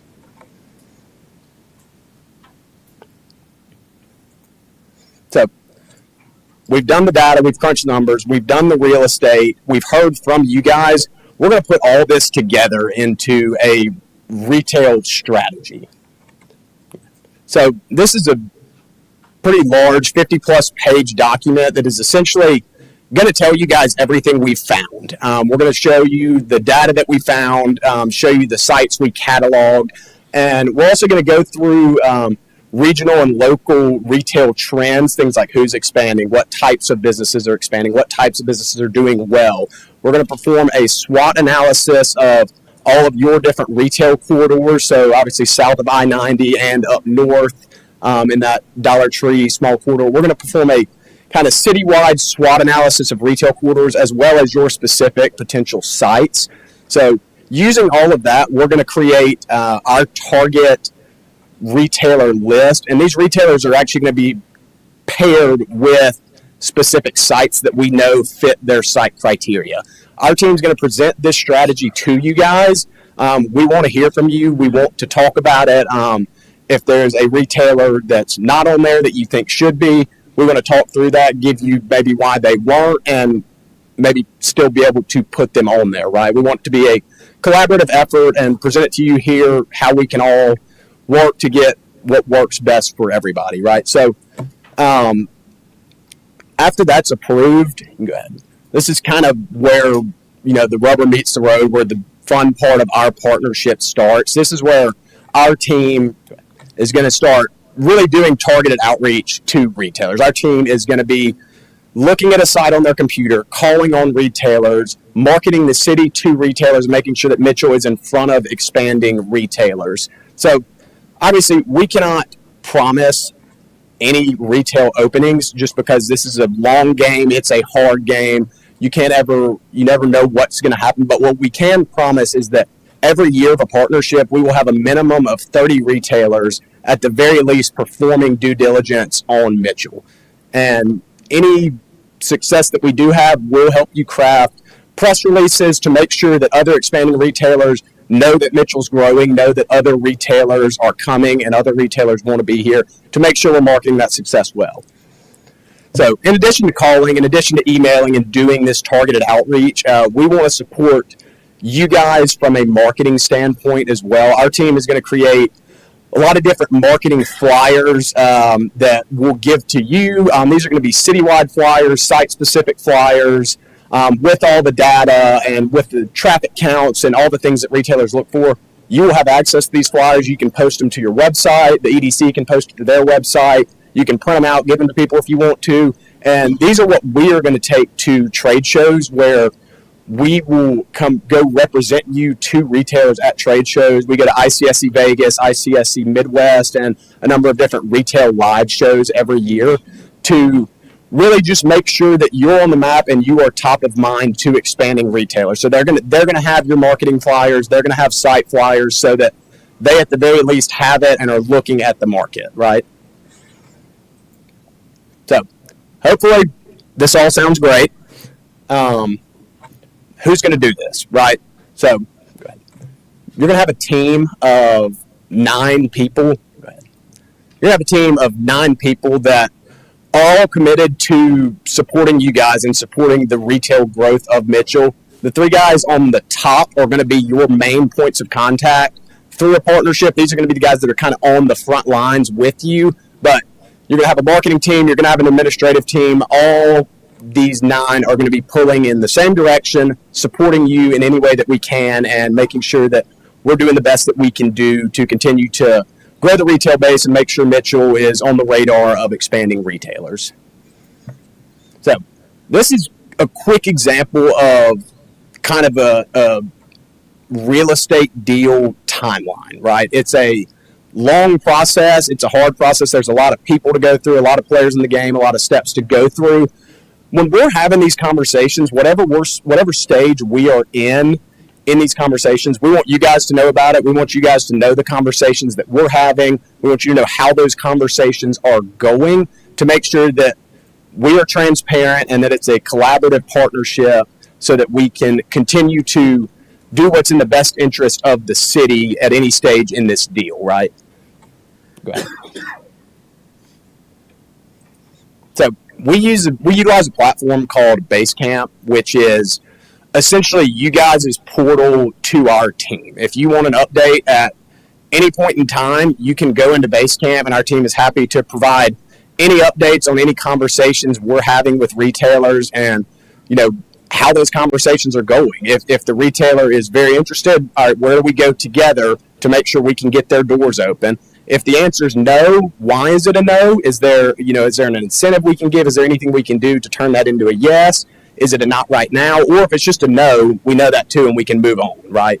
So that's kind of your portal to talk to our team all the time. We're also happy to provide email updates and things like that. And we also will provide you with quarterly business reports, which is just kind of a more formal document to put everything together with the highlights of who we've been talking to and how's it been going, just to continue to build that collaborative, transparent partnership. And in any partnership we have with a community, it takes both sides. It takes our real estate expertise and it takes you guys's and the EDC's local expertise to really create a successful partnership. So we are all about being transparent about what we're doing, and we are all about being collaborative with you guys and hearing from you guys to make sure that we're doing the best that we can do to grow the city so that your consumers have more places to shop, have more places to eat, and are able to improve their quality of life.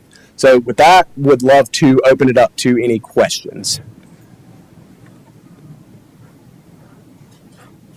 Well, I'll start real quick. So I can't remember if you guys called me first or if I called you first, but I bet these guys called me 15 to 20 times to try to finally get here. Now, you got to respect that hustle. You know what I mean?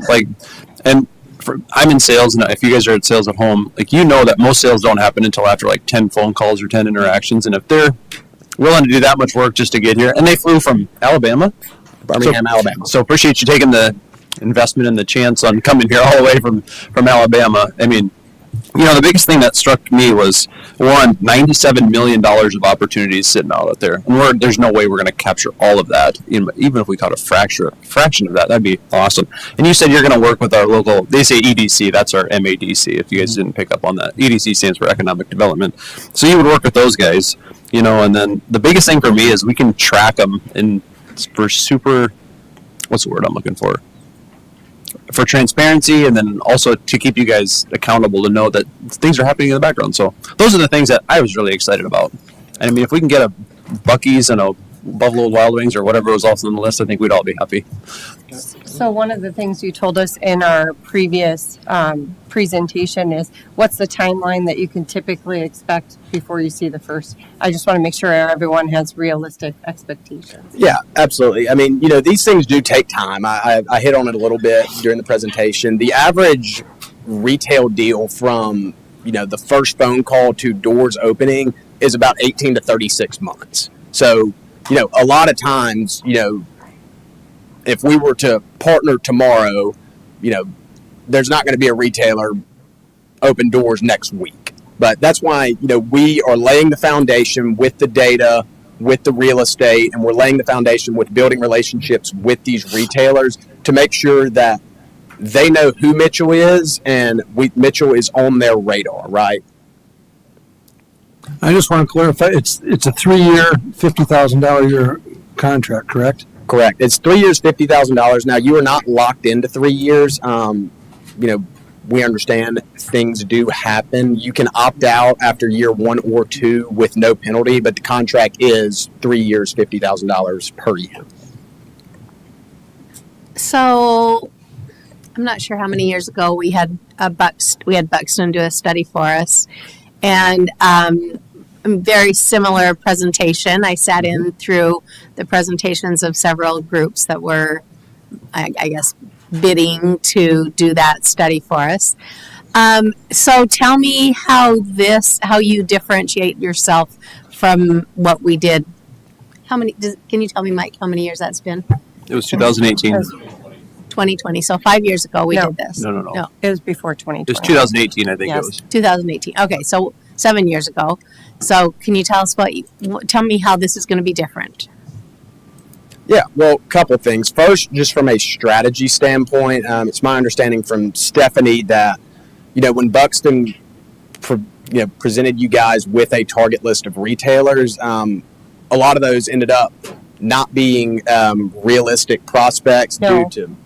What I stated is when they gave us our prospect list, 3 of them had already opened, or were in the process of opening, so they had to give us an updated list. So what we found is it was accurate, but it's a totally different process. With Buxton, we were expected to recruit the retailers on our own, Right. which I started that, and then MADC, at the time it was Brian Heisel, started doing those contacts, and Mark Fox did. Yeah. Retail Strategies is different in that they do the recruitment on behalf of the municipality. So that's what I was going to say. Really, what our difference is that a Buxton plan is really only the first two steps of what our process is that we've outlined, where they don't even often come to market. I don't know if they came to market here, so I don't want to speak and say whether they did or didn't. No, our development corp went. So the development corp has to come, and they're taking their best shot at saying, hey, we think this is it. Maybe that's it.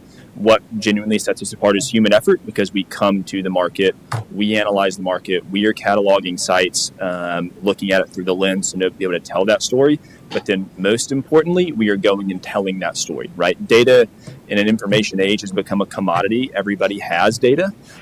It's how you analyze and use that data that really matters. And so it's the human effort that comes after there's a nice, pretty plan in place that sits on the desk behind the mayor's desk here in City Hall. And we say, great, it looks awesome. And there are retailers out there. What do we do?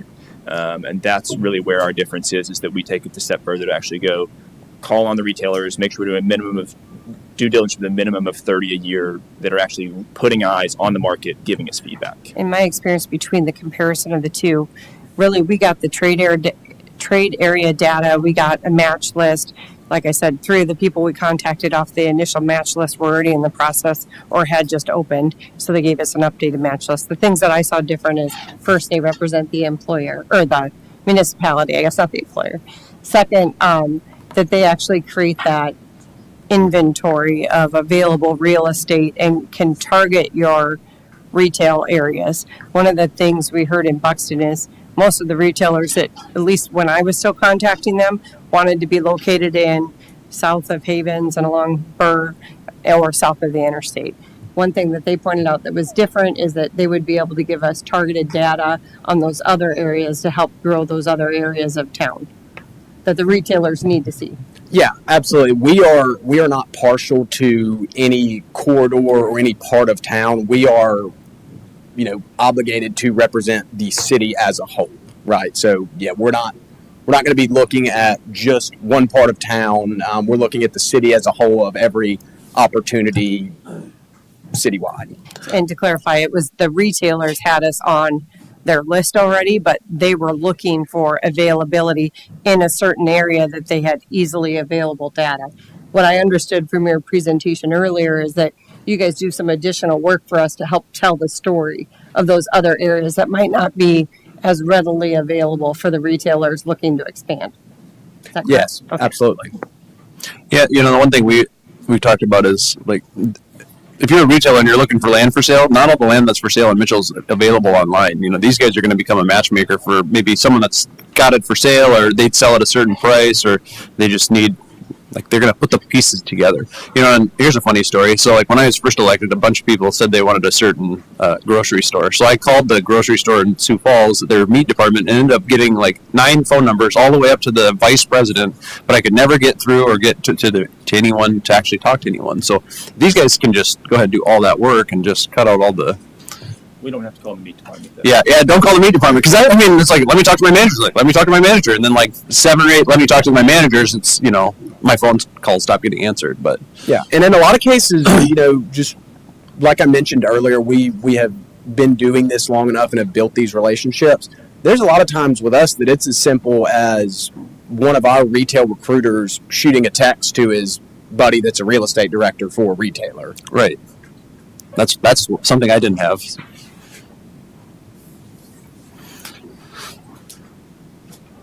Anyone else have any questions for these fellas? On the presentation, Banks, I had mentioned or had a question on regional type. Obviously everybody that you've got up there is national. So do you want to just expand a little bit on maybe some Midwest type companies that you'd be able or willing to at least reach out to? Because obviously most of these are almost all, or they are all national firms, which I would love to have a lot of them. Can you help me understand when you say regional, how big do you mean by that? There's like less than 40 stores or something. Or Yeah, it was, in the Midwest, upper Midwest, around 5, 6, 7 state area around here. Yeah. Do you have access to those? We do. So Okay. we're actually doing a lot of work right now with Wally's, if you guys are familiar. If you're not, so Wally's is a truck stop that is trying to be the Buc-ee's competitor. So we're not. That's a brand that is regional to the Midwest that is trying to open stores. They're, I think, fewer than 20 right now. I'd have to go and check. They're opening stores every day, opening stores all the time. Yeah. But that's a regional brand that's in the Midwest that they're trying to be a Buc-ee's competitor. So instead of Buc-ee's, we're going to go and talk to Wally's. We do a lot of work with Freddy's, which is more of a national chain, but certainly something that's based and headquartered, started here. Culver's is another very similar example that started in the Midwest and has grown, but we still have those relationships, maintain those relationships. Similar, and then also with Hy-Vee's and then Myers and different local grocery concepts as well, or regional grocery concepts. Go ahead. Do you want to? No, go ahead. Okay. Go ahead. Well, just one of the challenges that we've always been made keenly aware of is that we have a community of about 15,000. Is that an issue? Like, you feel like you've had success in communities of our population? Well, base? Stephanie, you read my mind. That was the perfect page. Retailers don't care about municipal populations. We were driving through earlier. Walmart, Tractor Supply, all these major retailers south of town, Menards.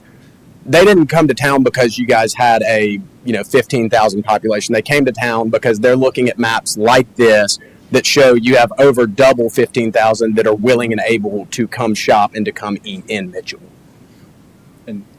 And the proof of concept of that, it's on, I think, a previous slide, but 65% of all of our clients are fewer than 20,000 in population. So our bread and butter is lower density markets. That's what we were founded to do. The company was actually founded because our Robert Jolly, our founder, was working with Home Depot at the time, helped as a site selector.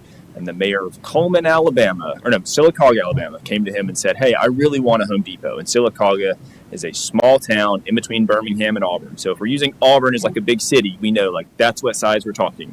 And he helped them get in contact with Home Depot and locate what was at the time the smallest market Home Depot had ever located a store in. And that's kind of when the light bulb clicked for him that, hey, there's a gap here in the communication of how a city is speaking to a retailer and how a retailer wants to receive that information. Yeah. You made the comment that retailers don't care, but don't they have, I've done a little bit of research on some things to bring to Mitchell. They have like a stipulation of a population of 20,000, or they won't even consider it. Are you saying you still go to them and still say, no, their regional visitors will get you there and more? Yeah, absolutely. Those are still calls that we're going to make, and those are still points that we're going to make to retailers. And there are cases, I don't think we see a ton of them necessarily, but there may be cases at some point where you have a retailer that's, it has to be 20,000 or I'm not coming. But a lot of the times when we're able to go ahead and present them with a lot of this data that we've run for them, and they can see that, maybe it is a 15,000 population, there are, 30,000+ coming to the market. Ultimately, what the retailers care about is, are there people to spend money at my store? And that's why we use the trade area to say the city within the city limits might be 15, 16, but with the number of people that are spending money here is well above 20,000. It's over 30,000. Stephanie, can you pull up that chart that we were talking about earlier today? What our total income revenue is from the retail sector? Sales tax data. Sales tax data, yes. So we were looking up. So retail. Here's the chart. If you just zoom in on that. So retail is by far our largest sector of sales tax revenue generation. So obviously there's a huge demand for it. It's like 63% of all sales tax comes from the retail. And that's what we receive in sales tax. And that's what we receive in sales tax. So that's our bread and butter. That's our big winner. That's how we fund this city, is with retail. 63%. Actually, if you add in property tax, it's 45%. So over half of all of our money that comes from here is from retail, and then 75% of all that money comes from people outside of town. We learned that from Buxton. So Yeah, and absolutely, and obviously, I know you guys have a McDonald's, and a McDonald's is not the retail goal, but an average McDonald's does about $3 million a year in sales. So at you guys' 2% sales tax rate, that's about $60,000 a year in perpetuity in sales tax revenue. Right. That's a pretty good return on investment.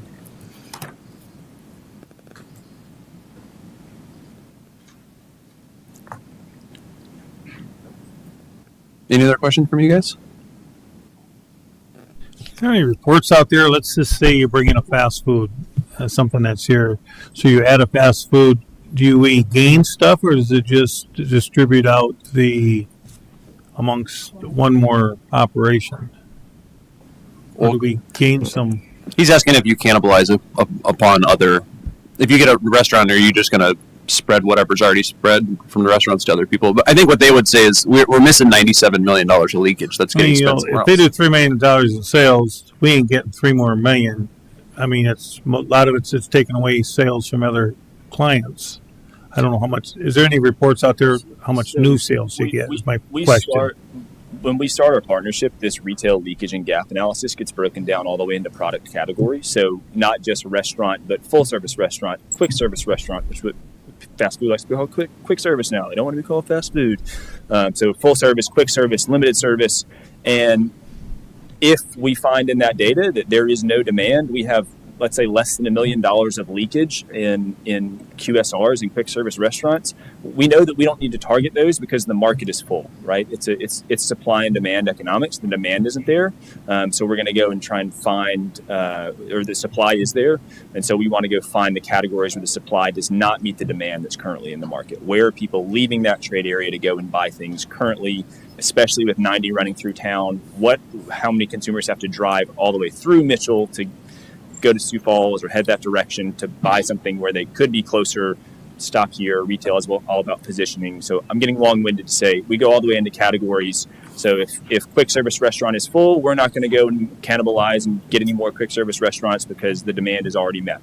If full service restaurant is where the demand is, we will focus on that. If groceries where the demand is, we'll focus on that. It's very data driven into where is their demand in the marketplace, where are their dollars leaving the market currently.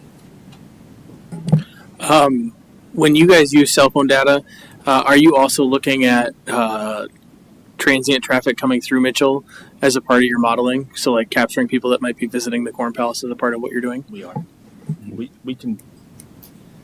The caliber can get very, very small in our square footage. Like I wouldn't say. Like Scooter's Coffee is an example, right? Like we can know who goes to Scooter's Coffee, and if you eat the Scooter's Coffee down, it's pretty small, right? And so as long as you're there for 5 minutes, it will likely ping your cell phone, and we can know that. And we can go by date range, by week, by month, by specific weeks, specific months. We can get down very specific. Yeah, and that's another thing that I hit on in our previous meeting. But obviously, as you know, Mitchell is very unique as where if you're traveling west on I-90, most of the time you're stopping at Mitchell because there's nothing else, right? There's nothing else to stop at. So, but we can run that data to start figuring out, how many of these people are out of these traffic counts on I-90, how many of these people are stopping on the way to somewhere else to eat or to go to Walmart or whatever it may be. So we can drill down pretty far into those traffic counts and things like that. Yeah, that's a good point you brought up in our other call we had before this. Was there's a lot of people that are coming from the east and going west, and there's literally nothing until you get to Rapid City. And having another retailer or a restaurant or whatever might pull off a tremendous amount of people say, you know what, let's go here and stop here real quick. So there's a huge untapped market we don't even know about that you guys can help us capitalize on. Absolutely. Okay. Anyone else have any questions? So I maybe missed it during your presentation, but you use cell phone data, not credit card data. Yeah, we use mobile tracking data both? primarily. What's that? Primarily foot traffic data from cell phones. Foot traffic data. Or Okay. just if your cell phone is in a place for 5 minutes or more. Yeah. So how do you track the amount of money they spent? I know you.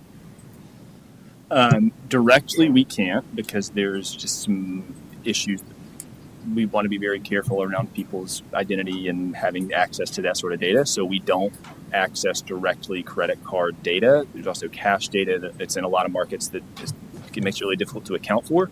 What we can show is how many people stopped and how long did they stop for, because that generally gives us a fairly strong indication of did you spend money or not in that place. If I stopped at Circle K for 6 minutes, I might have spent some money. If I stopped at Circle K for 12 minutes, I certainly spent money. And so we can score some of those things by how long are people staying.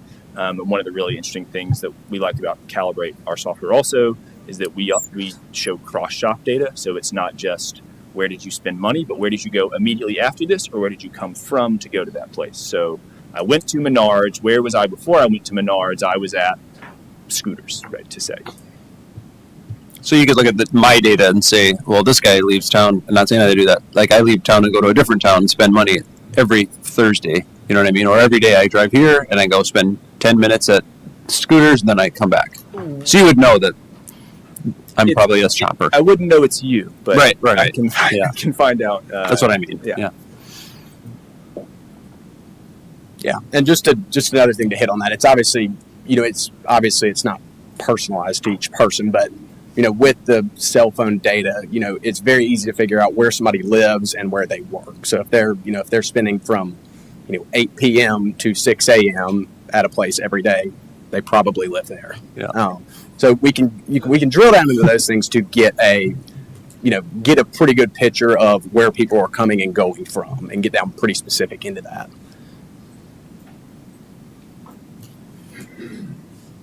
Okay. Any other questions?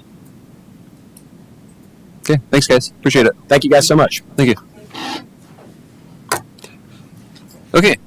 Hearing an action on application of Corn Palace Shrine Club for special event liquor license application or liquor license located at the Masonic Hall, October 18th, 2025 for a wedding. Chief Knipling.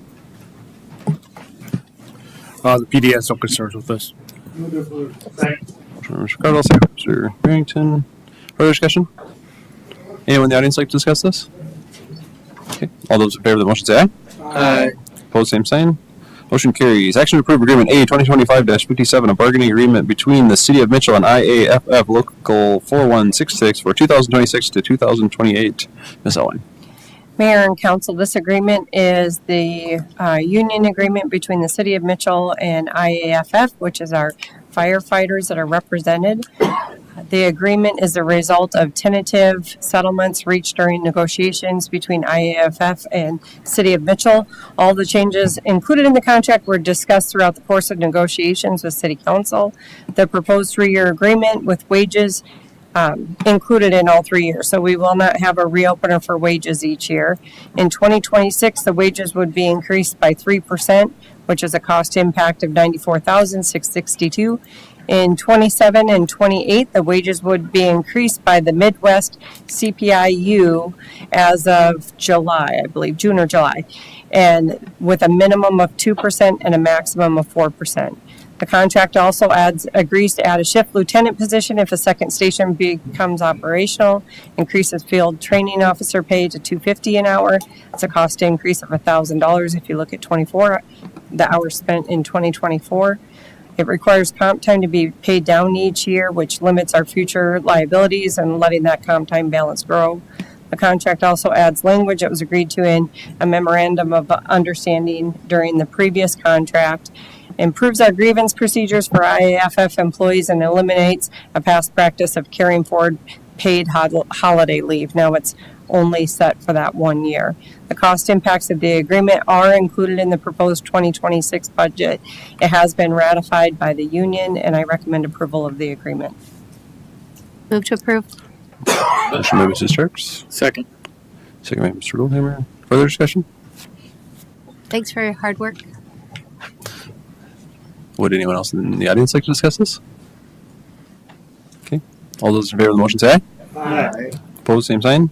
Motion carries. Action to approve Agreement A 2025-58, agreement between Teamsters Local Union Number 120 affiliated with the International Brotherhood of Teamsters in the City of Mitchell for the Mitchell Police Department employees for 2026-2028. Ms. Owen. Mayor and council, the attached agreement is a result again of tentative agreements reached between Teamsters, which represents our police department employees in the city of Mitchell. All changes were discussed throughout the course of negotiations with the city council. The proposed 3-year agreement has wages included and agreed to for all 3 years. In 26, just like IAFF, the wages will be increased 3%, which has a cost impact for these covered employees of $104,184. In 27 and 28, the wages will be increased by the Midwest CPIU as of June or July. I don't have that in front of me. And the minimum increase would be 2% with a maximum of 4%. The agreement also included language that was agreed to in a MOU during the current contract that is in force. It changes or allows us to change our scheduling of patrol to 12-week shifts versus our previous 8-week shifts, and allows us to implement rotating shifts for dispatchers, even if some stay on fixed shifts. It does require comp time also to be paid down each year, which limits our future liabilities. And the contract also increases officer in charge pay and field training officer pay. We also clarified management rights and updated language to match our current practices. But one of the biggest changes in this contract is changing the way we do shift differential. Right now we pay shift differential for 3 different time frames, and we have changed that, so now it'll just be night shift differential and weekend shift differential. We believe that will help in recruitment and retention of employees. Staff recommends approval of the agreement. All of the changes were also incorporated into the 2026 proposed budget. Yes, sorry. Okay, we got a motion and a second. Did you want to finish? Yeah, I just wanted to say I apologize about the AFSCME agreement. We did have some requests from the AFSCME union after negotiations were finished, just to change some of the way the wording is. We worked through that, but I didn't get the updated language on the contract. So we'll bring that back to the next meeting. I just wanted to ensure that there was no concerns or that we didn't get the new language incorporated. So sorry about this, the third one that's been removed from the agenda. No problem. Okay, further discussion? I would just like to make a quick comment of all you guys' hard work in here for getting us there. It hasn't been that long ago before Stephanie was here. We were paying $50,000 to $60,000 in attorney fees to get these. Higher than that? Yeah, it was $70,000 the year I got here. Yeah, so that's in itself is obviously well worth. So thanks again. I mean, this is you keep us updated in executive sessions, and I know the number of hours you guys have got into this. So it's very much appreciated. Okay. Anyone in the audience like to discuss this? Okay. All those in favor of the motion say aye. Aye. Opposed, same sign. Motion carries. We're skipping number 15 as previously stated. Action to approve Agreement A 2025-60, a memorandum of understanding between the South Dakota State University and the City of Mitchell for cybersecurity. Ms. Elwine. Mayor and council, included in the packet is a memorandum of understanding between Dakota State University and the City of Mitchell. This MOU would allow the City of Mitchell to work with Dakota State University to enhance our cybersecurity protocols and to provide, they would also provide technical resources and support to the City of Mitchell to help our cybersecurity defense. The Secure South Dakota program was funded by Senate Bill 187 in 2024. There's no cost increase to the city to do this. Many of the recommendations that they have in the MOU, the City of Mitchell has already implemented on our own before this program started. However, we want to take advantage of the other opportunities that DSU may provide us for looking to enhance our cybersecurity. I can certainly answer any questions that you have. Again, there is no cost to the city to have this MOU in place, and I recommend approval of the agreement, which is the MOU between DSU and City of Mitchell. Move to approve. Motion by Mr. Goldhammer, second by Mr. Barrington. Further discussion? Would anyone in the audience like to discuss this? Okay. All those in favor of the motion say aye. Aye. Opposed, same sign. Motion carries. Action to approve Agreement A 2025-61 Airport Improvement Program Grant for Runway 18-36 Project Number 3-46-0039-034-2025 with the South Dakota Department of Transportation. Mr. Schrader. Yep, Mr. Mayor, Council. The council accepted a grant agreement with the Federal Aviation Administration for the design of runway 1836 shift, reconstruction, and related improvements at their September 2nd, 2025 council meeting. Attached is the grant agreement with the South Dakota Department of Transportation for their participation at $6,834. The fee is broken down in the staff report. There's also a location map for the project, and staff does recommend council approval and a grant authorization for the mayor to sign on their behalf. I can answer any questions you may have. Okay, thank you. Move to approve. Motion by Mr. Goldhammer. Second by Mr. Smith. Further discussion? Would anyone in the audience like to discuss this? Okay, all those in favor of the motion say aye. Aye. Opposed, same sign. Motion carries. Action to approve resolution R 2025-69, annexation of lot 3 on Singapore slab, and the rest is shown on the agenda. Mr. Schrader. Yep, Mr. Mayor, Council, this request is by JTZ Properties. It's located north of North Harmon. There is a location map included in the staff report, and staff does recommend approval. Motion approved. Second. Motion by Mr. Savers, second by Mr. Goldhammer. Further discussion? Would anyone in the audience like to discuss this? Thank you, Mayor. Member City Council, my name's Steve Simpson. Just want to make sure the council's aware that the Davidson County Commission passed the on-sale liquor license on this property on August 5th, just a couple months ago. And as you may know, the state has a cap on sale for Mitchell of around 12. We're over double that already. So I believe the purpose, the legislative intent of having that exception is so that an existing county business would not lose a license if they got annexed. And that exception is now being abused. Now it's not a grandfather that we're going to approve this license for. It's a baby yet to be born. So you might want to lay that against your oath of office to obey the statutes of the state of South Dakota. Thank you. Okay, thank you. Would anyone else in the audience like to discuss this? Okay. All those in favor of the motion say aye. Aye. Opposed, same sign. Motion carries. Action to approve resolution R 2025-71, annexation as shown on the agenda. Mr. Schrader. Yep, Mr. Mayor, Council, this request is by Ronald Christensen. This is located south of Homer Court, and staff recommends approval. Thank you.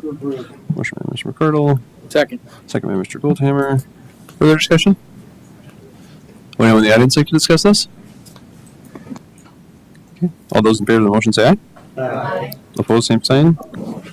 We have one abstention.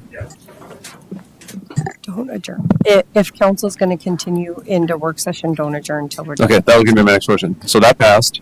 So would you guys like to go back into the work session to wrap it up? We're not going to adjourn first.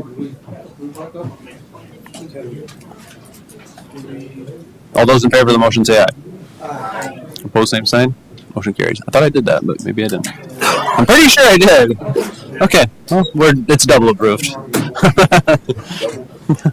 All right, let's take a quick break, and then we'll come back and do budget if that's all right with everyone. Okay, 5 minutes, not 2.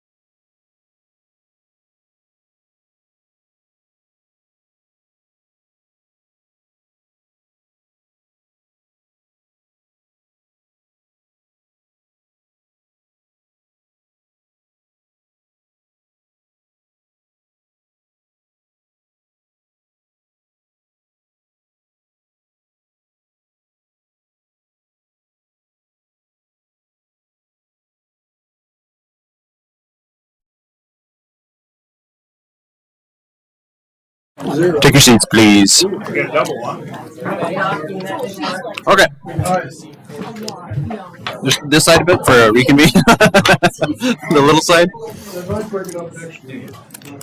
I struggle with seeing this TV in front of me. I apologize. We need that big one back. I do. Well, I guess I could sit this way. Okay. Is there anything else we want to discuss on the budget? What did you Talk guys about ad? What did you guys think of retail strategies? I'll need a little more time to think about it. Compared to what Mitchell Area Development? How does that compare to what Mitchell Area Development Corp should be doing? I mean, why pay them, Mitchell Area Development Corp, $54,000 and these guys $50,000? I think their primary focus is manufacturing, according to their website. And data collection. I mean, they have the Development Corporation, according to their mission statement, it is to increase manufacturing. I think is what they go after the most. But I mean, to me, it's like whoever brings the most amount of fruit to the party wins. I see Mike left. I told him, I invited him to come. But I think it's good discussion, and it's a very good question. And what I would like to do is actually sit down with the Development Corporation and find out some of them answers, and then let's work on a plan together and see if this works into the plan. Yep. And I don't know if that's going to be this year, or maybe once we find out where we're at the end of the year, maybe at that point in time it makes some sense. But the information and the data that they're gathering, you will not be able to get that anywhere else. I agree. Yeah. Plus, they also put in the work to go chase after retailers. No, don't get me wrong. I was real impressed with these two guys and what they do. But, hello, are we spending double our money for? Well, and I think you're right, John. I think we need to understand, and you guys have talked about goals and trying to get some things in place, and I think we need to sit down and focus in on exactly what our expectations are, and then how do we get there? And does that or does not include a study?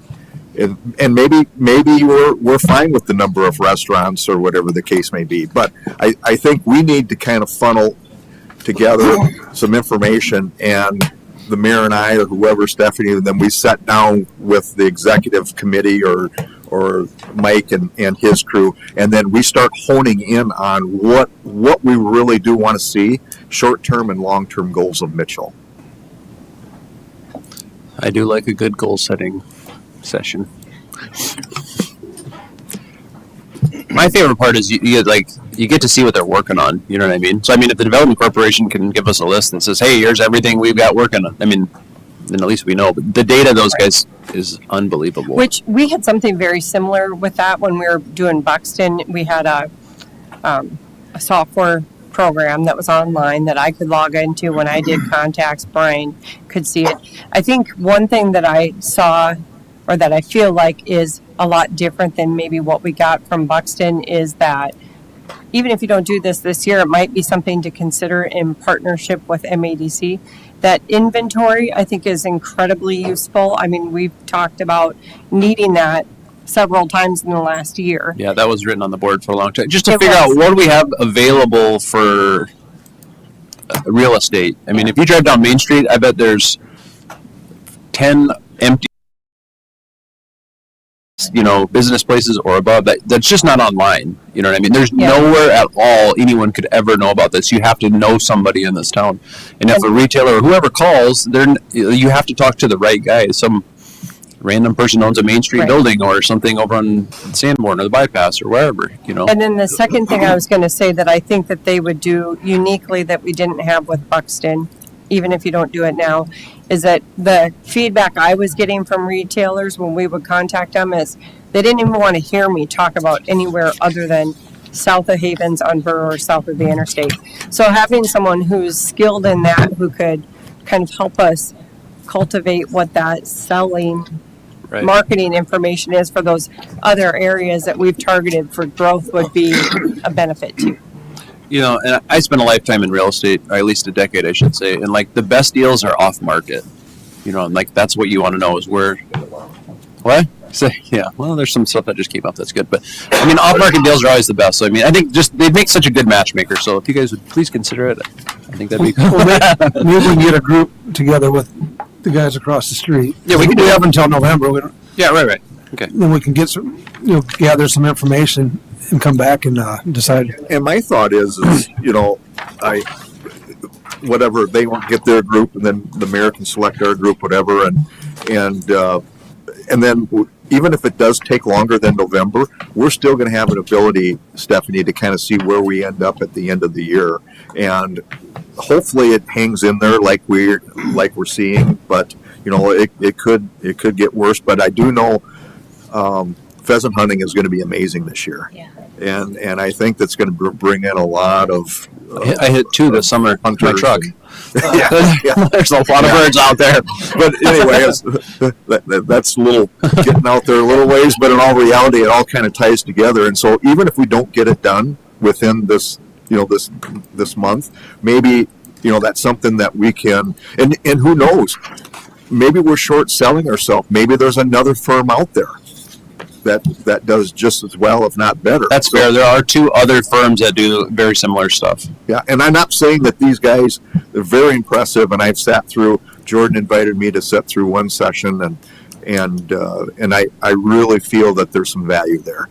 But as President basically has pointed out, this is not a $50,000 fee. It's $150,000. Because you got to, once you start with them, you have to follow through. Yep. I mean, let's just face it. I agree with that. It makes 0 sense to start and then say, well, I guess that was kind of fun.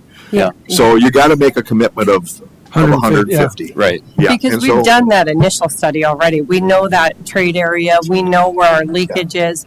If you want to make progress beyond that, I think you need Have to to stay be all committed. in. Yeah. Got to stay committed. And honestly, John, I had the same question. In fact, I said those very words to Jeff. I'm like, I mean, this is stuff that we need to be bringing in the people across the street to work with us on this, because that's what their job, that's what their objective is. And I think it would be silly for us to not at least have that conversation with them and include them in the conversation. But I mean, I love this concept, and I love their presentation. I loved their accountability.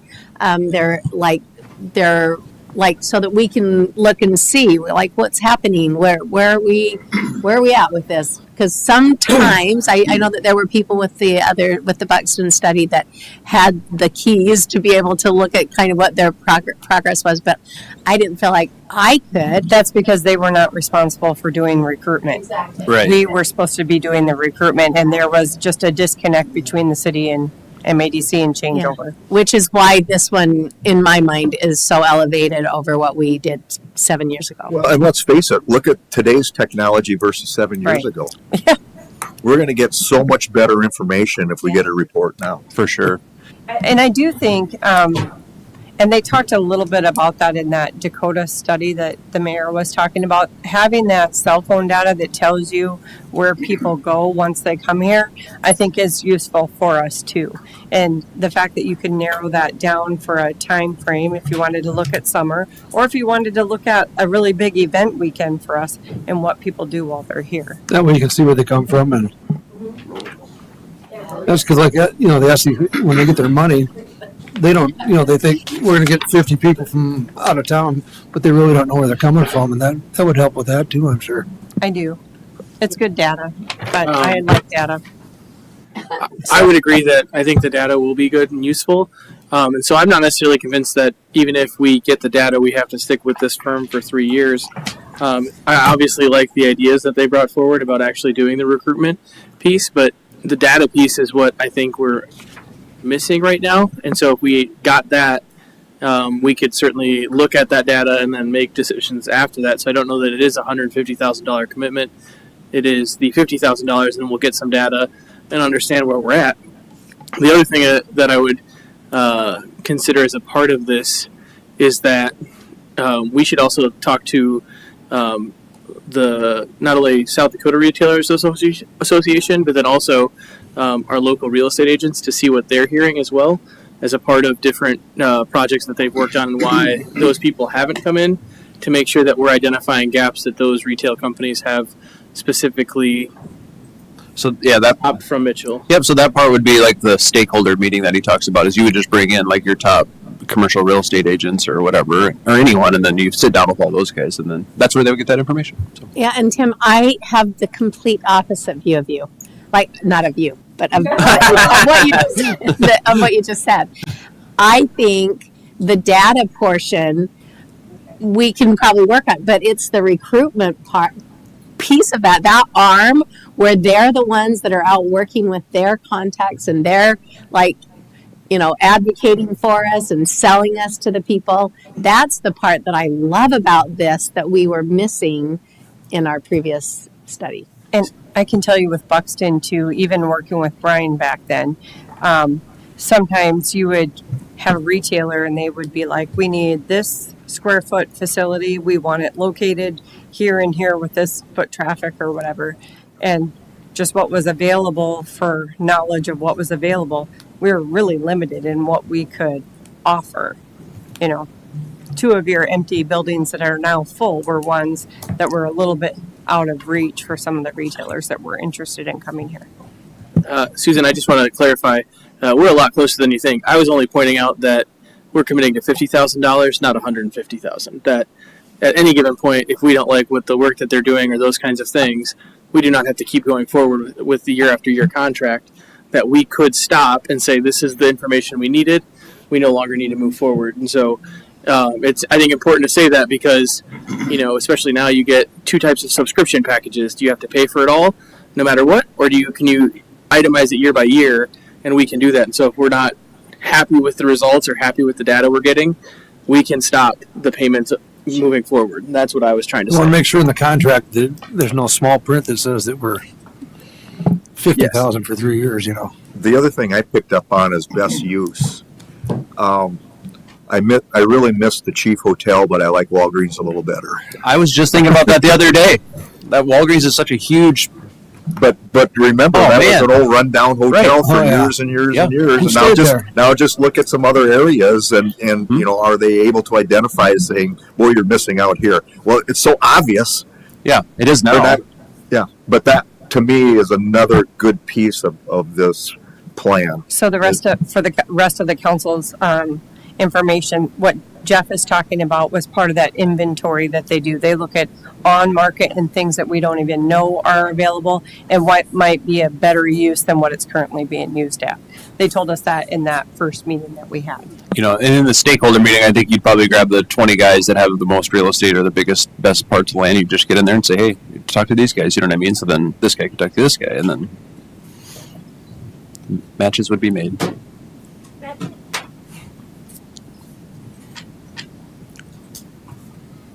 Are you guys okay with just learning a little bit more information? And then if we get it in the budget, if we want it in the budget in November, we can. If not, we'll put it off for more discussion coming up.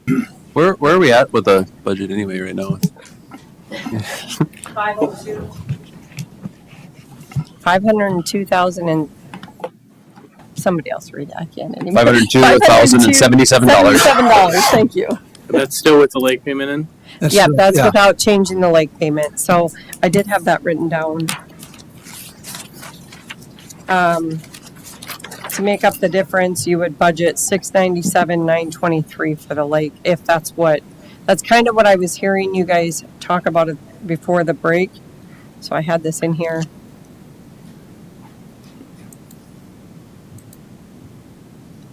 Should be zero now. That would balance you.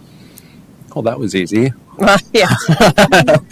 So I would just say personally, if we can have the conversation with the chamber and the development corp and talk to them about what this entails and have them buy into it, I feel like we have to,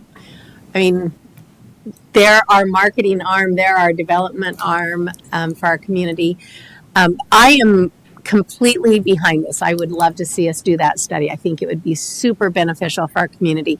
But I would like us to have a conversation before we maybe put it in the budget. We got whether do it. a little less than a month. We could set up a meeting. Yeah, we'll schedule that. Like those guys said, they work with that group, and that's what they do with all the other places. So it's just And cool. I saw them walking out together.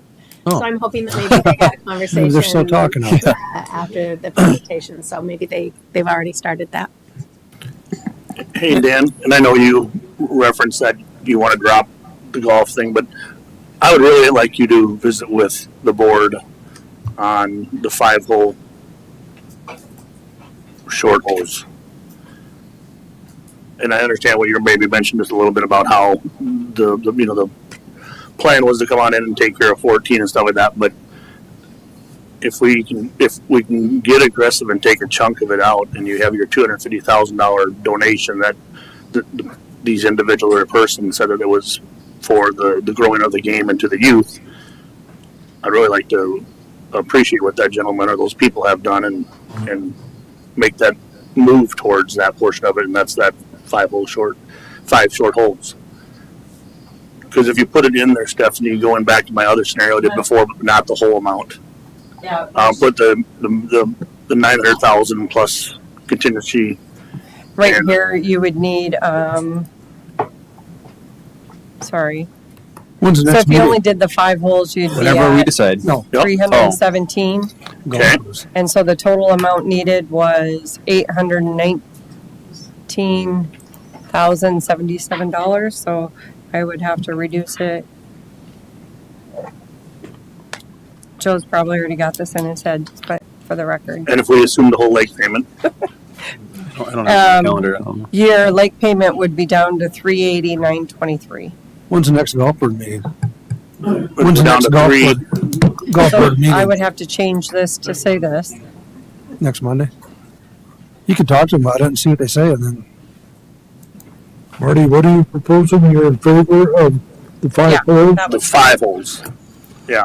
And I just want to see where our number was if we take basically a bigger chunk of the lake payment and we do the 5 holes So you'd be down to 380 left. of the lake payment. Yeah. Yep. But we're also balancing ourselves out by doing that, correct? Right. Then And you'd then- be here. And then the other thing I want to throw in here, just one curveball, because I heard Mr. Gennari say that. I'm assuming that number right now is taking the payloader, the 100,000, right? Yes. The 50/50. Yep. And let's keep the payloader. So let's not take the 250s. So then I go here and I Yep. go here. Oh my goodness. Hold on. Because That's a good. So then we're going to change this up here to be 289.23. Is that what I typed? I can't see very well. because I'd really like to be aggressive on that 5 hole for the youth. I really do. And I think, like you said before, Dan, on how much that will be get used in keeping, youth active in the sport. I think it's a huge chunk. And the other part of it is doing something with 14 and all that kind of stuff. I believe that can be a phase into the following years, or move to the other ones, or maybe if numbers are good at the end of the year in April, we take a look at trying to do more of it. I'm just trying to be aggressive for the youth. And I think by doing this and doing a little bit more of the lake payment, and we're still haven't absorbed all that, the rest of it would obviously absorb back in. But by taking a larger chunk of the lake payment, we can make this work by the numbers that Stephanie is showing us here. Well, And we kept the payloader in there for cemetery and that for snow removal, bad weather, tree limbs coming down. Once he sort of explained what they use it for, I know it doesn't get used a lot, but also that does happen. We know it. There's a lot of trees out there, and they do tend to go down on big ice storms or whatever else, and now it's back in there, and Mr. Gennari was very thankful if we could keep it in there. So this is a way to do that also. well, I'm still opposed to spending the money on development of holes when it's not a need, it's a want. Secondly, we talked about irrigation to the golf course when the lake is down. Now we've got an additional 5 holes that I think I heard 50,000 to irrigate. Yep. To help irrigate now, what's it going to be? Because we have more golf holes. It's not the right time. They haven't come up with their own money. If I wanted to expand, I'd go to the bank and ask for a loan. I wouldn't say, hey, go fund me, come on. So So I'm still opposed to spending the money for a want, not a need. And I respect that, John, no doubt. My flip side to it is obviously doing with the fact that we know we're not, you're referring to the water portion, is the water is currently going to be there for another year. And doing this portion of it at this time, they can irrigate it using lake water instead of trying to build. I mean, if you don't build it next year and then the lake gets drained, I don't think you're building it for 3 more years. So Oh, Kevin why do said you it's say a 3? 2-year Because project. the lake could be empty for 2 more years after that. Kevin Nelson said it's a 2-year project. They would not get it. Is that true, Dan? Do you know? That it wouldn't get constructed in 26? Okay. So what he told me, it would be done over 2 years. So I still think you're going to have a period of time where you're going to end up with the potable water, because whether you do, even if you get it all constructed, you have brand new greens. Right. And depending on how much of that was the second part of that plan, Right. that, hole 14 and all that kind of stuff too. So I'm just focusing on just the 5 holes. Well, they got a golf board meeting next Monday. Let's have them talk about it at the golf board meeting, and Dan can report back to us. I think that was sort of a spin off, Tim, what you were thinking a little bit, that angle that I. Yeah, I could support this too. And the one thing that you brought up, though, Dan, that does make sense is the amount of money that for mobility and just to come here and bring their large equipment and so forth. And if it isn't the scale that we think we're going to be getting the best dollars as a result of that, then we can back away. I mean, then it doesn't make any sense. But I think it's worth at least asking the question and then seeing if there's a possibility, and then the council can vote on it up and down. And my biggest thing is by doing this, I just wanted to give a presentation for everybody to think about a little bit on how we can get it funded.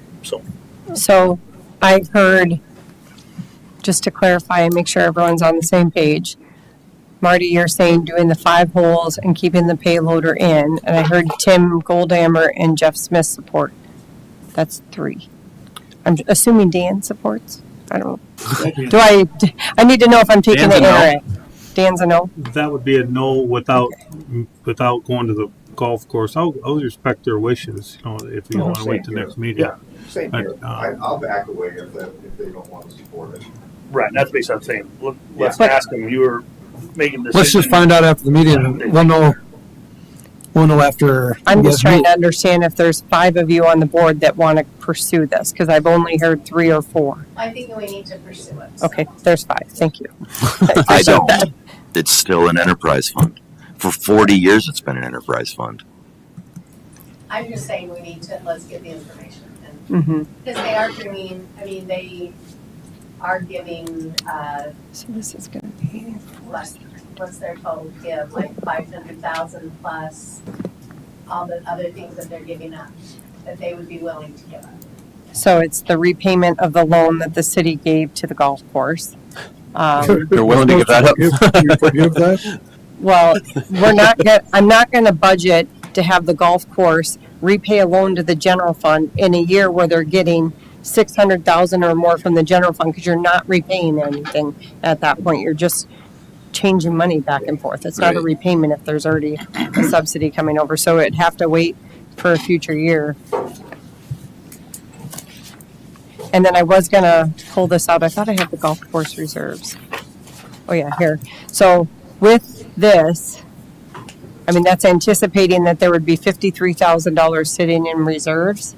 And for 2026, we brought the revenue up to be more current or accurate. Kevin was significantly under budgeting revenue based on the past 3 years. Understandably, because it was an increase after COVID, wanting to see what would happen.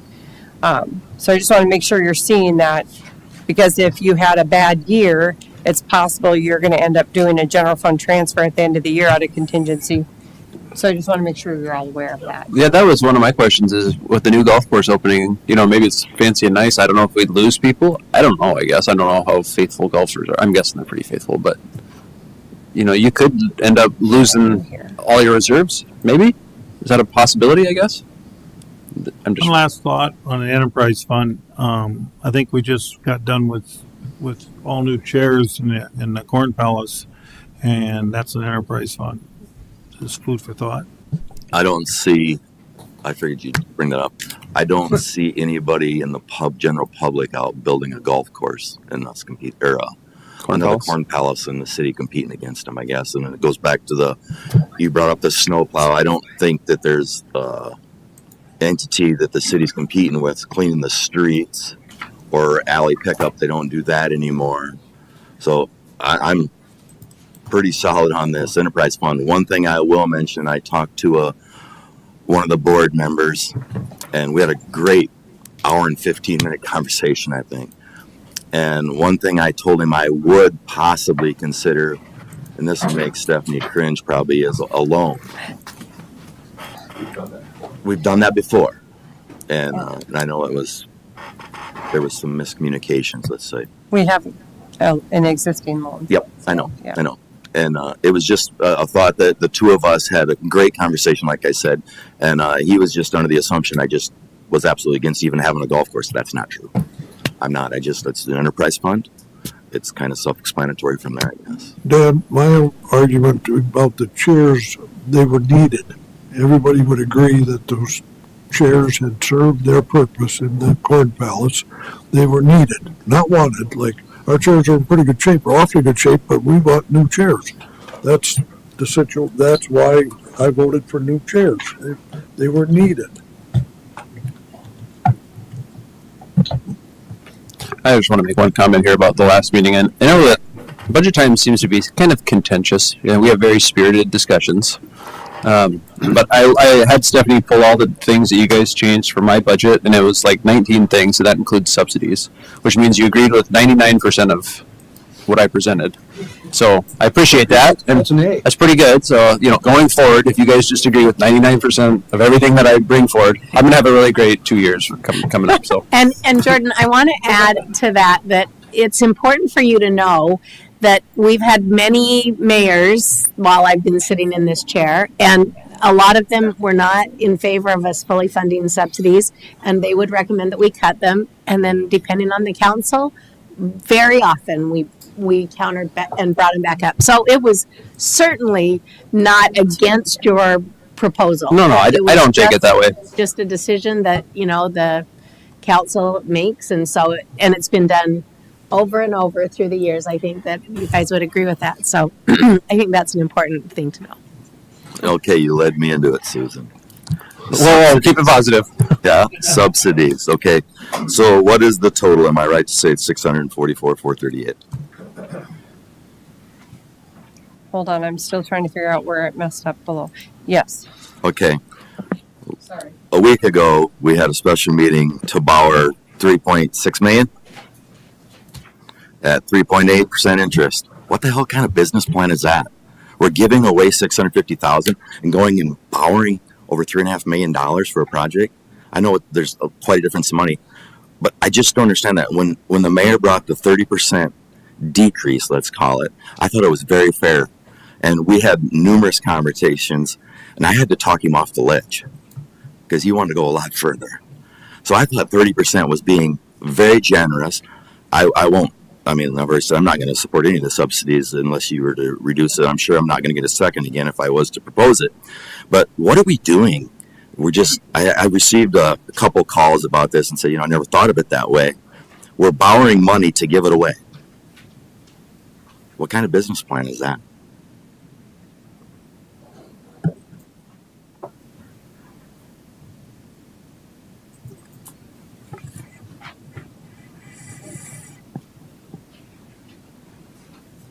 I was just thanking everyone for agreeing with me 99% of the time, but all right. Anything else you guys want to chat about? I mean, how about this? 1,000 spreadsheets later, where are we sitting at, Stephanie? Because I'm not sure anyone understands exactly where. 300 some. My formula, but we were balanced. Yes. I was reducing. Are we balanced now? Well, we were balanced. We were. Balanced with or without golf. We're balanced both ways. We are with or without. We're going to use more of the Right. Lake. Okay. Yeah. So the That's a simple direction answer. that I'm understanding is that I'm moving forward with the 5-hole course cost in and leaving the payloader in, and then everything else that was shown below on this sheet taking out. So the 250, the 50, And then the $75,000 payment to general fund, taking those out. Yep. And then I'm gonna lower the debt service payment to offset that. Correct. So we can have part of the golf course, they get the payloader, we're still balanced. Yes. Okay. I just gotta find what changed here, so. So really, it just comes down to The golf course. it just comes down to the golf course if we decide to support that or not. And Dan, you can get more information and come back, and then it's up or down, and we're ready to go. Good year. Yep, I think we're done. I don't think there's anything else. Is there? No, never mind. What's that? I think we're done. Okay, are we done? Anything else? Out, Stephanie? I will. Thank you. Let me double check my numbers. Yeah, double check the numbers, send out in the morning. And I'll send it out tomorrow if that's all Anything right. else before I adjourn? I don't think so. Okay, we're adjourned.